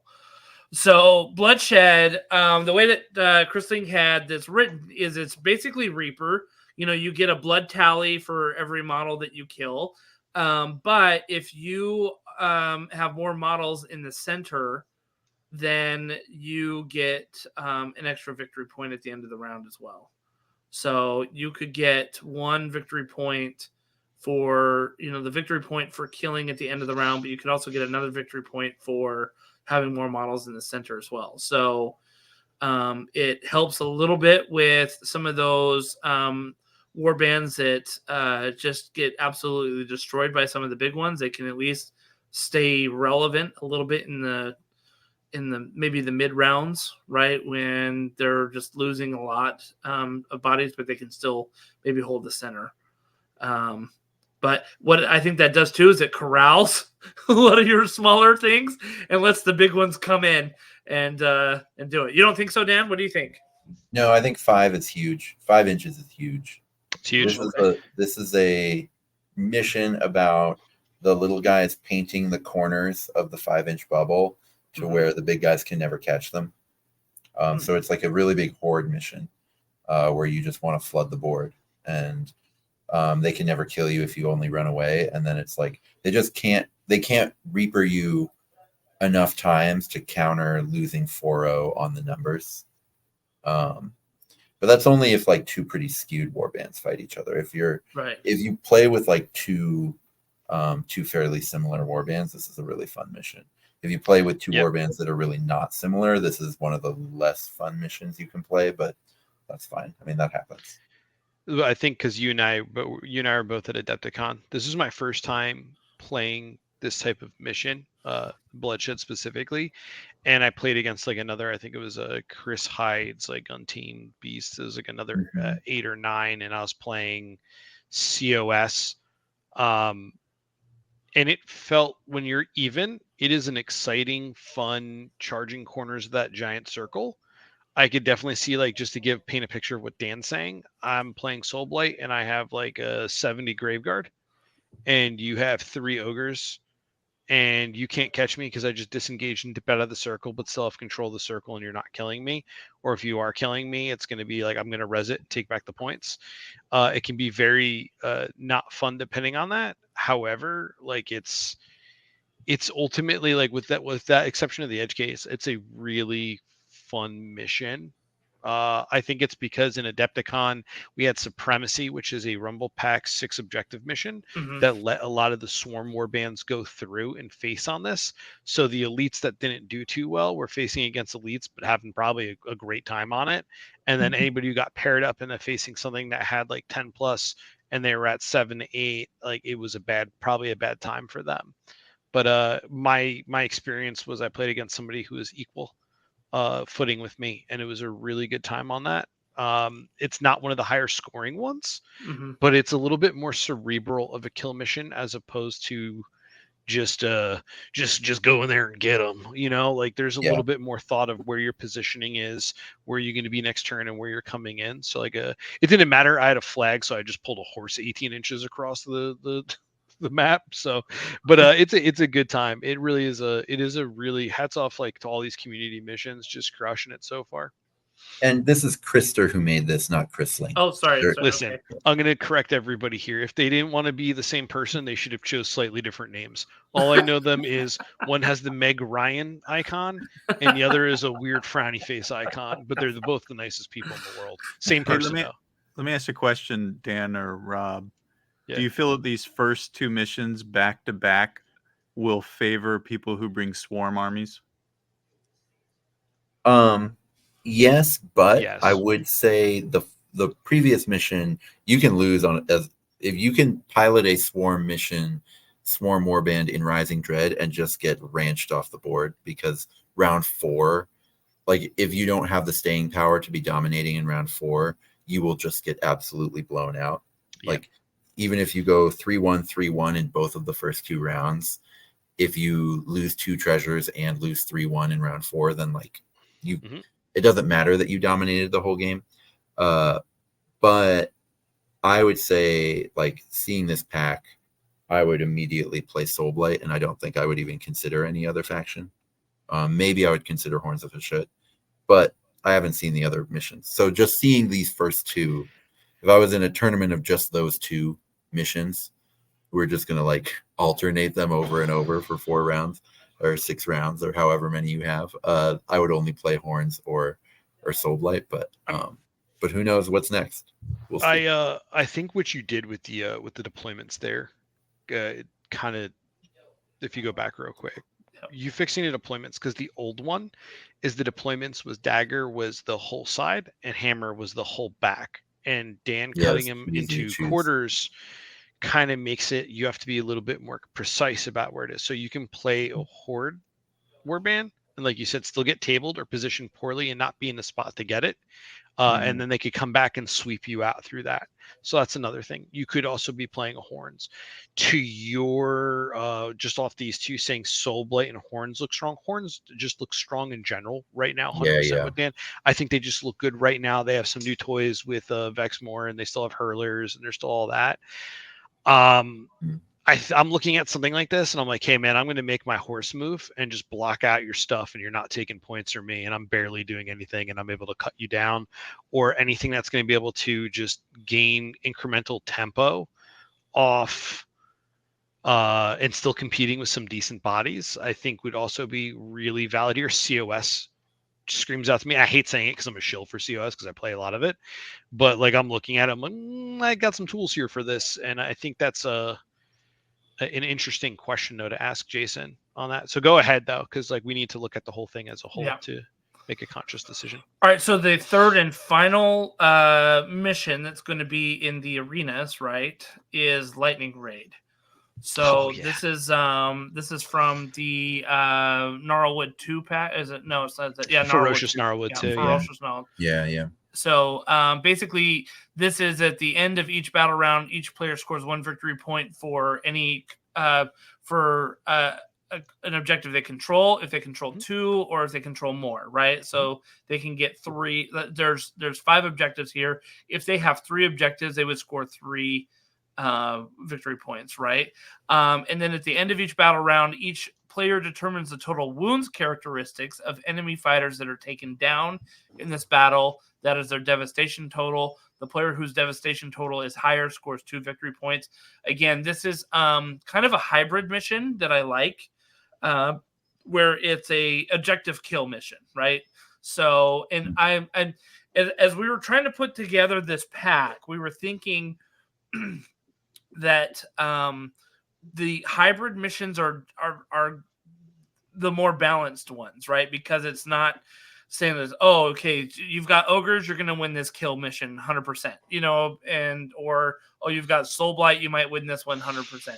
The hybrid ones are going to give you a little bit more balance and let different warbands do different things to get victory points. Right. So that was our thinking with this one. How do you guys feel about having Lightning Raid as the third mission here? I love Lightning Raid. I've played it so many times in testing for League and everything else. The one biggest complaint is deployments. corner deployments far back and edge deployments are kind of booty. So automatically, like, you look at, Soul Blight for the other two looks sick. Soul Blight look terrible for this, unless they're running like Black Knights or something, just because you're going to be reliant on Shambling Horde. This punishes move 3 heavily. I mean, they could be running zombies. You're fine there. But I think Lightning Raid is a really good hybrid mission. And also, I don't know if you mentioned it. I kind of just spaced out for a second. Sorry, Justin. You can't double cap in this, right? Mm-hmm. There's no double capping. Even though the 3 center are really close, you cannot double cap. Yeah. I like the fact that... with little guys, you can't. Yeah. Yeah. Well, Chonkers big can. Chonkers cannot double cap, though. You have to choose one that you hold at the end of the turn for initiative. Yeah. It's like whoever took the first action in the round has to choose where their dudes settle on the points. So say you're between... Oh, sure. You mean not the way it's written here, but the way it's written in the original script. Yes. Okay. Are you guys playing the original script? Or are you playing we'll have that in there where you cannot double cap. Yeah. Sorry about that. And then I'm like showing you, like I'm pointing at the screen, but I'm just jamming fingers at my camera, not helping you at all visualize what I'm saying. My apologies. I'm an idiot. But this one's really awesome because it's like the built-in mechanics of comeback mechanics and the Ferocious Gnarlwood ones. Some of them are abysmal, and I've talked to Dan about it. But this one is not one of them. This one has been pleasantly really close. I think I've only had one blown out of like 10 testings on this. And that's a really good sign. I've only had one non-game, and that's just because I just played a very new player, and I just knew what I was doing, and I was breaking it down to them, and I was like, I'm sorry. But it's a really solid mission that I like the deployments in this because they're so different than the others, where it's like, hey, well, now you have to plan for coming in all the way off the board edge. What are you going to do about it? Your shield can be weak, come onto your own and defend that, but what are you going to do elsewhere, and how are you going to hold it and attack it? It's a really, really cool mission. Yeah, the comeback mechanic of this, which is the twist, which we'll have as part of this, is after the initiative phase, each battle round, if one player has fewer victory points, that player picks an objective. The player that controls that objective at the end of the battle round scores 1 additional victory point, right? So the one who, again, the comeback mechanic, because they could choose the one that they're already controlling. Right. It could also work against you if you choose one, a poor one, and then you lose it. Dying and losing it. I mean, that's just even worse. But this is, things go very badly for you if that happens. Do you think it's the best comeback mechanic because it's also the smallest one? I honestly was thinking about that before, but I wonder about that too. Just broke something. I was thinking about that, and because it's a comeback mechanic, but it's also a risk reward mechanic where it's like, hey, I'm safe near where my shield's coming in, but if you're all Night Haunt, you're that 8-man Night Haunt, everyone's flying and moving 6, maybe Steed's moving 10, we just go there and sweep that real quick. So I think it's about being smart and seeing where you can pick your fight. And sure, it could bounce you back, but I think the devastate their ranks, because it checks at the end of each round, is pretty sick though, because it's the total wounds taken down. It's not points of models. So I think that gives a lot of diversity of play too. I think this is just James, you did it, There's all those White Dwarf subscriptions. We finally figured it out. We finally got one. We finally got one, and then we got one in the bucket, boys. We're here. We're competitive. I do think this is 3 missions in a row where like having resurrection is really nice, but otherwise I really nice though. It's so good. But there's some missions where resurrection does nothing, right? Or like some missions, like any mission where you score the second you do something. Mechanically, right? Like sometimes mechanically doesn't do anything. But then like at that point you're just netting somebody and putting a body in front of them. So it's like, right. So it's still good, but it's like like I prefer not mechanically broken. Yeah. If possible, I prefer when one like for kill missions. The reason I don't love blood tally all the time is like I like it when you score the points when you kill the thing. Yeah. And both blood tally and devastate their ranks score at the end of the battle round, which means you can just game it by resurrecting, which is tough. But like, I don't know, there are worse crimes than just like making another Soul Blight tournament. But there are things in this that would make you like you have to make, at least for Lightning Raid, you have to make your Soul Blight list like really consider how it's going to cover ground. I think like Austin Lewis's Soul Blight The black. But then you can just run those fast zombies. Yeah, that's what I said before. Man, Like the zombies they are might just be 4. busted in general. Is the problem? It's like it might just be that all the lightning zombies in Soulblight are just so good and escape the nerf. D'Angelos. Yeah, D'Angelos' team. But honestly, though, even playing this like a gajillion times, like against move 4, like if you're going against anybody move 5 or more than that, it's a super advantage in their behalf if they get any chance to set up. And like, because like I've played like Order of Azir on here, where it's all decidedly move 4, right? If I get to set up or shooting's also fairly good in all the ferocious Gnarlwood missions. Yeah, I mean, you really want to be shooting in this mission, right? sure. And thank God we toned down KO, so KO just can't walk out here and start guns blasting the whole board, which is kind of nice. But the thing is, like, especially if like okay, we're playing Gentle as zombies. Still, if somebody's remotely faster and just sets up to block that initial stand on point like far ahead, it's going to be a problem. And then like they're going to have to spend a turn double moving there, and then like you're going to have to bank like the triple to res. Like you're forcing the gameplay on them, and granted Soulblight can handle it, but I don't think it's as domineering as all the times I've seen it tested. I've seen Feck do well. Anything with high movement, the Harbinger from OBR, these things with high movement triples or bonus movements really dominate.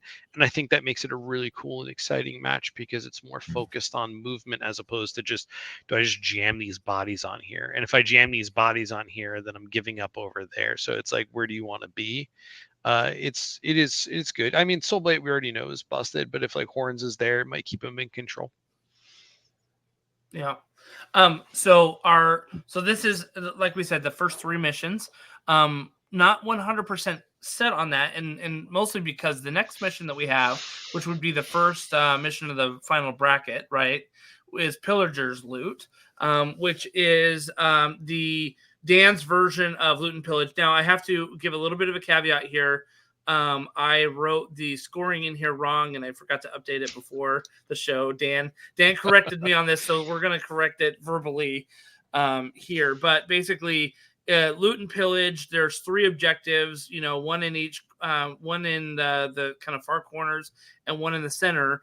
And with an action, one of your fighters can loot that objective and gain a treasure, essentially, right? And so, and then, off you go, basically. Now, you, at the end of each battle round, each player correct me on this, Dan, at the end of each battle round for the first 3 battle rounds, they score 1 victory point for each treasure that they're holding. And then the last battle round, they score 3 victory points for each treasure that they're holding. Right. Yeah. So it really encourages you to grab the treasure and hold it, not drop it and run away or because there are some treasure missions out there where you grab it, you run, and then as an action, you drop it so that you're not like holding on to it. And you kind of like just defend it a little bit and then grab it at the very end. Oh, you're talking about the ones where the treasure does damage to you. Yeah, there's some of that too, right? Yeah. The reason I made the scoring change, because that's the only change I made. I kept the same deployment, I kept the same objectives, is because I was just finding, I really like Loot and Pillage, but I was just finding that a lot of the games came down to you actually ignored the objectives, and you just it just reads win 2 fights. Yeah. And it's like, and your deployment groups don't even interact with other deployment groups. It's just like your hammer fights their hammer, your shield fights their dagger, their shield fights your dagger. And as long as you win 2 out of 3, you win the game. Right. And it is fun, but it stopped being replayable for me. It stopped like around like the 5th or 6th time I played it, it just stopped being more fun. It started just, I don't know. And so I just thought that this introduces a second plan.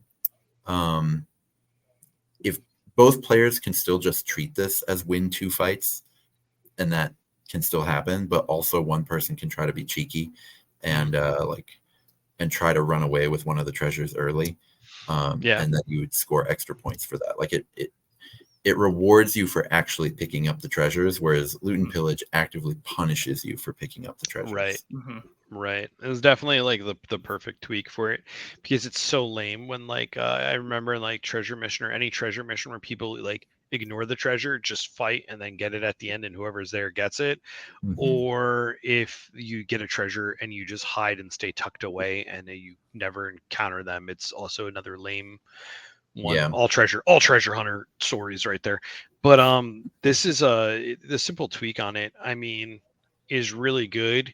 Even if like and since like they're not interacting with each other too much, I have done where if I have a fast like cavalry and the hammer and I peel off to go help win a fight elsewhere and just leave them stranded in the middle because they're going to spend 2 turns getting to where the sides are. It's a viable option. So it's not just a one strategy fits all deal here. And if you're playing Sylvaneth, this is where you get to be a monster all-star of turn 1 I have teleport. noticed that. I've played it with Sylvaneth before. Wild. And Ephelim's Pandemonium can do this too. It's a little another bit. one. Where in regular loot and pillage, that's not really a winning strategy because you like spend all these triples to you get somewhere, you teleport once, but then you're not really scoring points and they just go, okay, you got one of them. Sure. Right. I'll focus on the other 5. Whereas here, if you get one of them right away, you're actually you're dumping points on their head. And Gore Warden's another one. Like you get to use cool pieces that are niche, that are like really like have its time to shine here. And I love that it opens up options for lesser played pieces and a lesser played faction to like let them shine and be like, but here I'm a monster. It's really good. It's a simple fix by Dan, and it really just makes the mission way more dynamic as opposed to just like, oh, we're gonna fight and then we're gonna get treasures and that's it, and then you're gone. Now let me ask you, Dan. Do you think you talked about the first 3 missions kind of favor Soul Blight just because of the res feature and stuff like that? This one doesn't really favor Soul Blight for rezzing, right? Necessarily. Yeah. And so Sylvaneth is too good on this mission, but they're not too good on literally anything any else. other mission. Right. So let them have their cake, So should we let them be good, okay? Exactly. Chill, dog. Did we move this mission into the pool or like the arena play and maybe one of the other ones out? Because I'm totally open to that. In fact, Rob and I have gone back and forth on this, and we keep like, it's in, it's out, it's in. It's like in pool play, it's out of pool play. It's in pool play, it's out of pool play. I think because didn't you have the concern that like the scoring is so different in this one than the pool play ones that it produces. I don't remember exactly what it was. But. No. I mean, like I was just kind of like spitballing about it. Just I'm not, especially with like the fact that you're scoring each round. So like there's 6 treasures, right? So there's 6 victory points to be had there's 18 for the first 3 rounds. And then, I mean, there's 36 victory points total here. Mm-hmm. That's plenty for pool play. That's plenty for pool play. Sure. So I think I'm not throw that rarely score all 36 because of, when you score them. Exactly. But you could probably throw this instead of bloodshed, right? I think because like, either flip them or like you can like put bloodshed on hold for a second so you could see the other 2 remaining ones. I think Mike and I were talking about. Mike made the point like have the pool be fun and like kind of have like this diversity of it, and then you have the most balanced, even matches at the end. Too. That makes sense. To kind of have a fun finale or make it a little bit more climactic. That way, again, switch it with Rising Dread. You think I would. Either switch it with Rising Dread or switch it with Bloodshed, so you can't deal with it, or you can drop Bloodshed, put it instead, or drop Rising Dread and put it in there instead, and then that way you don't have this like, well, we're gonna dominate with like 1 or 2 factions. Like Horns is really good here, but it's also splitting them up, and if they get caught, if those hurlers get caught, 12 wounds is out. And then like this one, if Vexmore's in the middle starting for you for loot and pillage, he's got to run up there. He ain't going anywhere else for the rest of that. You're using doubles to feed him to run 9. So you can accidentally make 100% to what you're saying. You can accidentally make a Horns list that actually can't even function on Pillager's loot. 100%. 1001%, right? Yeah. But all these things that we're talking about and going through feel like they're favoring speed pieces. So like your Kings, your Vanguard, your free guild marshals, your anything that's going to be like running fast, it seems. But I think I'm fine if you could counter that with terrain though. Like that's the thing, that's right? easy to police. Our boards are pretty terrain heavy. They're not terrible. I mean, like we had a whole episode on terrain, like and what's right sizing, right? Like you need to give some pathways through, but like you shouldn't leave highways through your board that you can just let something go from one edge to the other without stopping. You know what I mean? So Right. or without cover. So I'm not worried about a Varangard going from like one objective in the corner all the way to like the other objective completely unchecked. You know what I'm saying? So I think that's where our terrain can kind of help.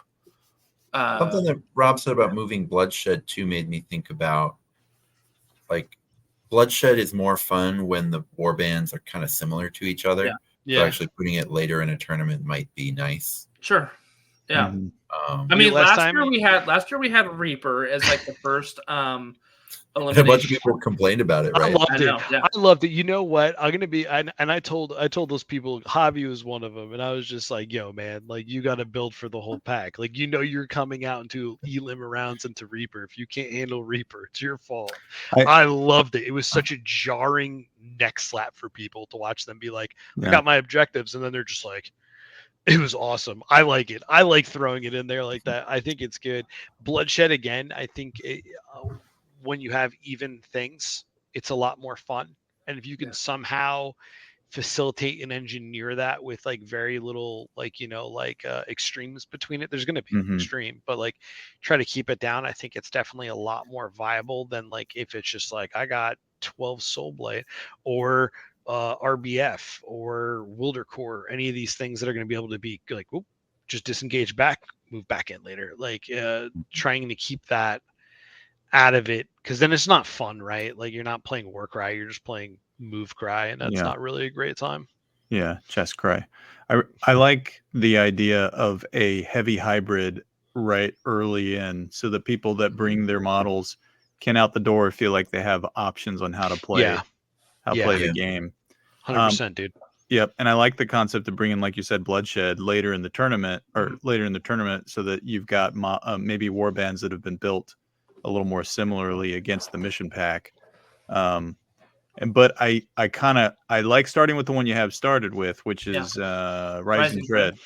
I question putting Pillager's Loot right after it, because then you could potentially just have two rounds back to back of people running around with treasure chasing each other on the map, and it would just feel the same. Fair. Yeah, if someone has a bunch of beasts, they won't have fun. So if I brought my 4 monkey list, sure, because most people at a tournament not most people at a tournament are not like building to win the pack, right? So we have to, whoever brings quad monkey needs to have a break and not want to. So you can go Rising Dread, Lightning Raid, loot, Pillager's Loot. So you space it out, something like that. Yeah. I think that's a beautiful triple hybrid going on right there. And you go objective treasure, objective kill, and then treasure kill. So like you cover it beautifully across the board. Everybody's getting a little tinkling of love there, and you're not skewing it towards anything. Yeah. Okay.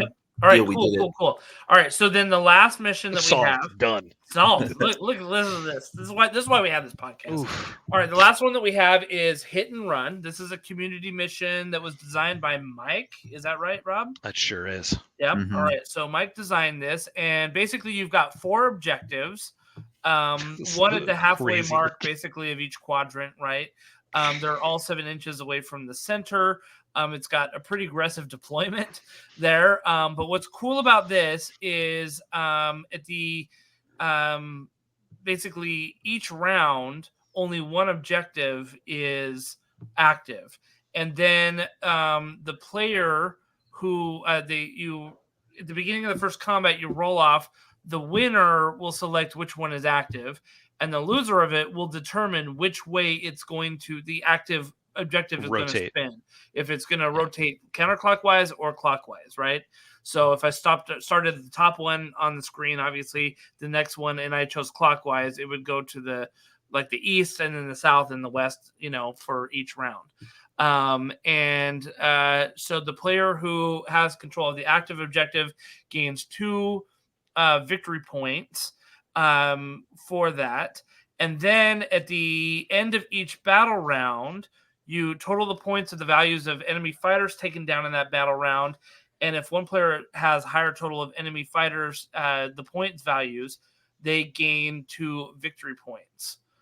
And then a third scoring option here is that at the end of each battle round, after you've done, basically you counted the points values of the enemies taken down, you count the wounds remaining for each friendly fighter within, not wholly within, but within 3 inches of the center of the board. And the person who has the highest wounds remaining within 3 inches of the center of the board scores 1 victory point. So there's 3 ways to score here. The active objective, the points value of models killed is not the actual number of models killed, but the points value, and then the wounds remaining within 3 inches of the center of the board. So this is one that has been played, I think, extensively on TTS, right, Rob?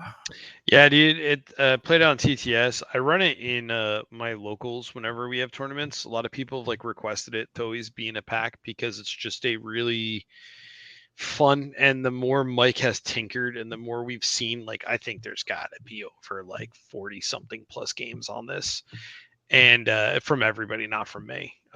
Not that bad yet. And then but the thing is, he also wanted to add to it, I believe it was like you can't cap dormant, and because otherwise swarm warbands dominate the dormant. He added the center to do tiebreakers because there was a lot of issues of like, well, I'll just play for Reaper and you're playing for the objective, so I'll just dance and kind of corral you, kill you, you're going to take a point, I'm going to kill you, I'll take those points. You and me tied on it. Yeah, you and I both tied on it, right? Yeah. And it was and it's easy, and it's like a fun game though. It's a dance, and it's really clever. And so I could run a whole episode on this mission. Yeah. But yeah, he's definitely added a lot to it here, and it's a little bit wordy, but it's definitely like when you play it, it feels very simple. When you look at it right now, you're like, this is insanity. There's so many black lines here. But it's I promise, like playing it feels very simple. And it feels very like, oh, this is active, then we move. Then we move. I would almost What do you think about reformatting, keeping all the same words, but just reformatting them with bullet points? Yeah, think that would make it more readable? This reads like a Yu-Gi-Oh card right now. Yeah, and it's stressing me out. Seriously, I grabbed the text off of War No, Tower. I think I sent it to you, right? Like, this exactly. Is how it's got to be condensed. The wording's got to get condensed. And I'll do that for the pack. I've also got to, come up with some other things that I need to put in the pack as well. But I think condensing it down so it reads a little bit easier is definitely like that's important play here, right? I really like the concept of not being able to cap a dormant objective. Yes. All right, he started doing that. Excuse me. I think last month is like when we noticed like he was playing against Riverblades, as I think it was like Vexmorn, Vashtis, I was about to say laxative, Lassavir, and then like 2 Myrmidons. Laxative, lacerate. They're too similar. They're too similar, right, man?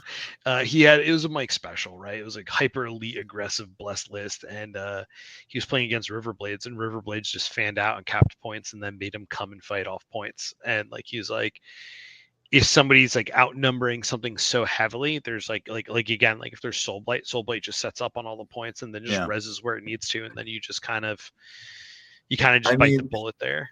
Well, you can cap in corners. Personal vendetta against Horde warbands aside, it's getting to the point where I was like, hey, I think you might hate Hordes more than anybody else, which I respect. But I think we got to tone it.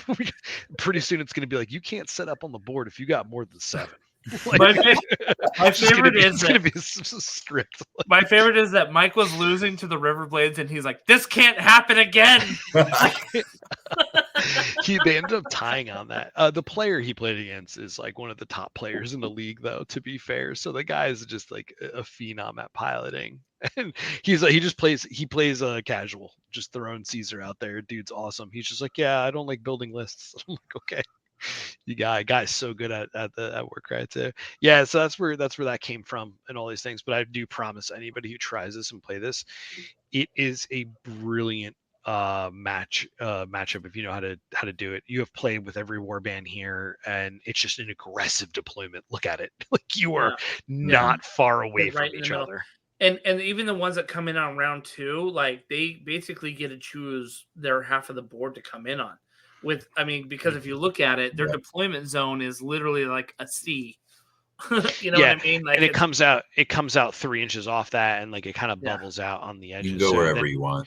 Right. So then you got to decide, where are you deploying? Are you going to be taking second, or are you moving to take third and fourth? I think like when Dan and I played it in December, right, Dan? I think it was like maybe like the second or third time I played it, and I just started realizing like, oh my God, there's so many layers in this. And it's a beautiful, and I think having this as your 4th or 5th mission, because it is a more complex mission in terms of strategy or tactics, I think is something that's worth it, because it just favors it does favor aggression though. Like look at the close setup on that. It does favor aggression. It does favor people being able to spread out a little bit quicker, but it's also the pilot's ability and judgmental skill to just say, when can I pivot and how do I pivot? Yeah. Sorry, did I hear right that the shield can deploy anywhere on that like C? It's C. Or it's half the board. Anywhere it wants on the board at all. So when you're rotating, right? Like say they win and they're like, I'm going to set it up between, I'm going to set it up between my your dagger and my hammer, and then you're like, okay, well, I'm just going to rotate it to where my shield's going to have the beneficiary of coming in and being able to take the third one, and then I'm going to be able to take the second one safely, and it's pretty interesting. There's a lot of play for a lot of it, and there's a lot of like just picking things out can really change the game. And also, you and I played when the deployments weren't sort of diagonal to each other. They weren't diagonal. And I prefer it this way, because now it's way like, better. It's all wild here. And I also like, one of the things I found the first time I played the proto version of this was, once you had a slow fighter who had done their job and won you an objective. This is great job, thank you so much. But now it was done fighting. It no longer participated in the game once the objective rotated away, and then the next time it was going to rotate even further away, and it was like, oh wow, no, you're not even fighting anymore. So now it's like everybody, once they've done their job, they just walk to the center. Yeah, exactly. Really funny. It's like, let's go meet in the middle. Everybody that come to the party. It's like the after party bar is the center of the battlefield. Like once you finish fighting for the big points, the objectives, you just like hit the bar, maybe get into a brawl. I think Kyle had a more big night on this, and the triple of just being like disengaged, go fly 10 for free was like, it's backbreaking. This one specific mission made Feck look so good because they're able to pivot on a moment's notice, and I want to see more stuff like that. I want to see people get really creative with warbands of what they could do here, because like if you're just going to shove, like Dan said, you're going to shove Vex more to fight on the second point, then he's stuck there. He's ostensibly stuck there. Like he's going to be, unless someone kills Vashtis for you. Right, unless somebody kills his backup buddy, which like it's interesting though. It's a really good one, man. I suggest playing it if you ever have time. Yeah, I think you also need to think, realize this is Justin, correct me if I'm wrong, but this would be the last match of the tournament. Yeah, so this is where people are going to be standing around the table watching the last, the top. Dude, it's so sick. Is this a fun match for people to watch? And I think it will be. Oh, hell yeah. Because you don't have to worry about who has what objective. It's, now they're fighting there, and that's happening, and then they can score these two ways, and then all they have to do is move. So it just, once you like take a look at it on the table, it just clicks, and you're like, oh, this is really cool. Yeah, it's going to ramp the entertainment value of the end of the tourney up for everybody who stuck around to watch the last round. Mm-hmm. Yeah. Definitely. Just make sure you explain it as TOs. I find that really verbose missions play a lot better on TTS than they play in real life. 100%. Like I found that with Ferocious Gnarlwood. I find Ferocious Gnarlwood, even Lightning Raid, is like, they're all basically unplayable in real life, because like people who have had more than one beer cannot read an entire Ferocious Gnarlwood like thing, right? I mean, I plan to reduce a lot of this language and clean it up, so it's like, for example, they have a whole paragraph about like not double capping, And I'm just like, you just need one line. You can't have like one model contest 2 objectives. Choose which you have one to it pick. is. Yeah, You know what I mean? One. Like, right. Or honestly, just one line, no double capping. Ask the TO if you don't know what that means. Right, And exactly. and then you explain it. And I'll tell you what, even on TTS with the Ferocious Gnarlwood, like it was the most I've ever had because we were helping the UK get ready for their like Warhammer World when they first implemented it, and I was just like, everyone like just like popping in and watching people's games. People were like, "Oh my god, this is just so crunchy to go through them." I think Lightning Raid and Raise the Ground are like some of the easier ones. There's some of them where you're just like, and then, Right. if then, and then you're scoring this way, and it's exhausting. And like, don't get me wrong, they did their best to make a very even punch. Is it interesting? Sure. Is it fun? Not so much. It's really crunchy. Yeah. It's like they're like, hey, you guys want competitive missions? Here they are. And it's almost to the extreme. With that being said, like there are 3 missions out of that pack that are like fabulous. 1 being wildly unplayable, and then like 2 being like very mid and not in the best way possible. So they do have some good missions there. It's for somebody coming in like, hey, I got a 1 box. I'm just here. My boys are here. I'm going to throw down. Then it's like, damn, dude, I got to read through this. Like, this is intense. Like, you got to study it. Cause then it's like, oh, what's the twist? What's the secondary? Like, there's one where it strips actions from you. Like, if you're like, it gets tough, dude. It gets tough out there. Lightning Raid is definitely just like, okay, calculate the wounds. Got it. Pick a point, extra point. Done. Yeah. Don't double cap. And that's it. And you're set. Yeah. So it's tough though. Even on TTS, it was tough, Dan. Like people are struggling. Yeah. Well, I remember really liking Brutal Encounter in casual competitive, like single match play games for weekly pickup. And then running Brutal Encounter, which is one of the Ferocious Gnarlwood ones, in a tournament, and just everyone hating it. I was like, oh, okay. Good to know. I think that one's one of the most intelligent fighting or kill missions. But it's just some people just outright lose their mind when you're like, and your Vanguard has 1 action. Well, the twist is so unfun, and for me, like I kind of like that sadistic, weird stuff. No, I like it. Be like, smart. Anyone who's there to make friends is like, why did you force me to play this awful mission? You know, and so I respect that. And so I would never run it in a tournament again. But damn, we're running it June 22nd. It's the final mission. That's hilarious. Well, thank you, gentlemen. I think that we have our 5 missions, and I think that we've got the order of them. And I think this is going to be a really, really awesome tournament. In terms of the missions that we chose. Last year's missions were basically out of like a combo of the core rule book and the Gnarlwood pack, right? Or the Rumble pack. Like there wasn't a lot of great community missions. I think, Dan, your title pack was pretty new, right? Last year for Nova Open. Yeah.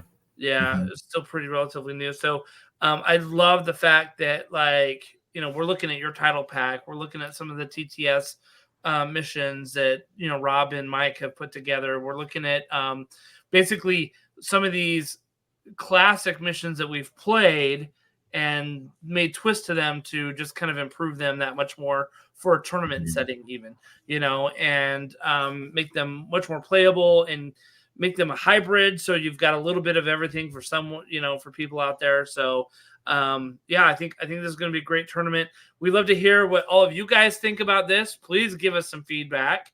Like I said, it's not 100% done. I've got to put this all into a formatted pack and PDF and clean up the language and get the, scoring scales all right before I put it out there.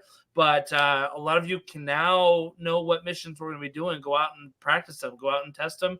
I know Rob is thinking of running the Nova Open pack for one of his competitive cycles as a lead up to Nova Open on TTS. And, go put some little events on at your local tournament spots, and even run a three tournament thing and do the first 3 missions of the pack, like as warm-ups, right? Like that's the way that you get good at this, and that's the way that you show up to some of these more major tournaments and do really well and have a good time doing it. So highly encourage it. Reach out if you have any questions or feedback or anything like that, I'm always listening, and you can let us know what you think. So, but with that, gentlemen, we are over 2 hours, and I appreciate all the input that you gave. Jason, it's good to have you. Jason's like, oh my gosh, I can't believe I stayed up for this. But we're happy to have you again with us. And we thank everybody. Thank you, Dan. Thank you, Rob. Thank you, Jason. And thank you all of our listeners for listening. Have a great night or day whenever you listen to this. And we'll see you all out at the tables. Adios.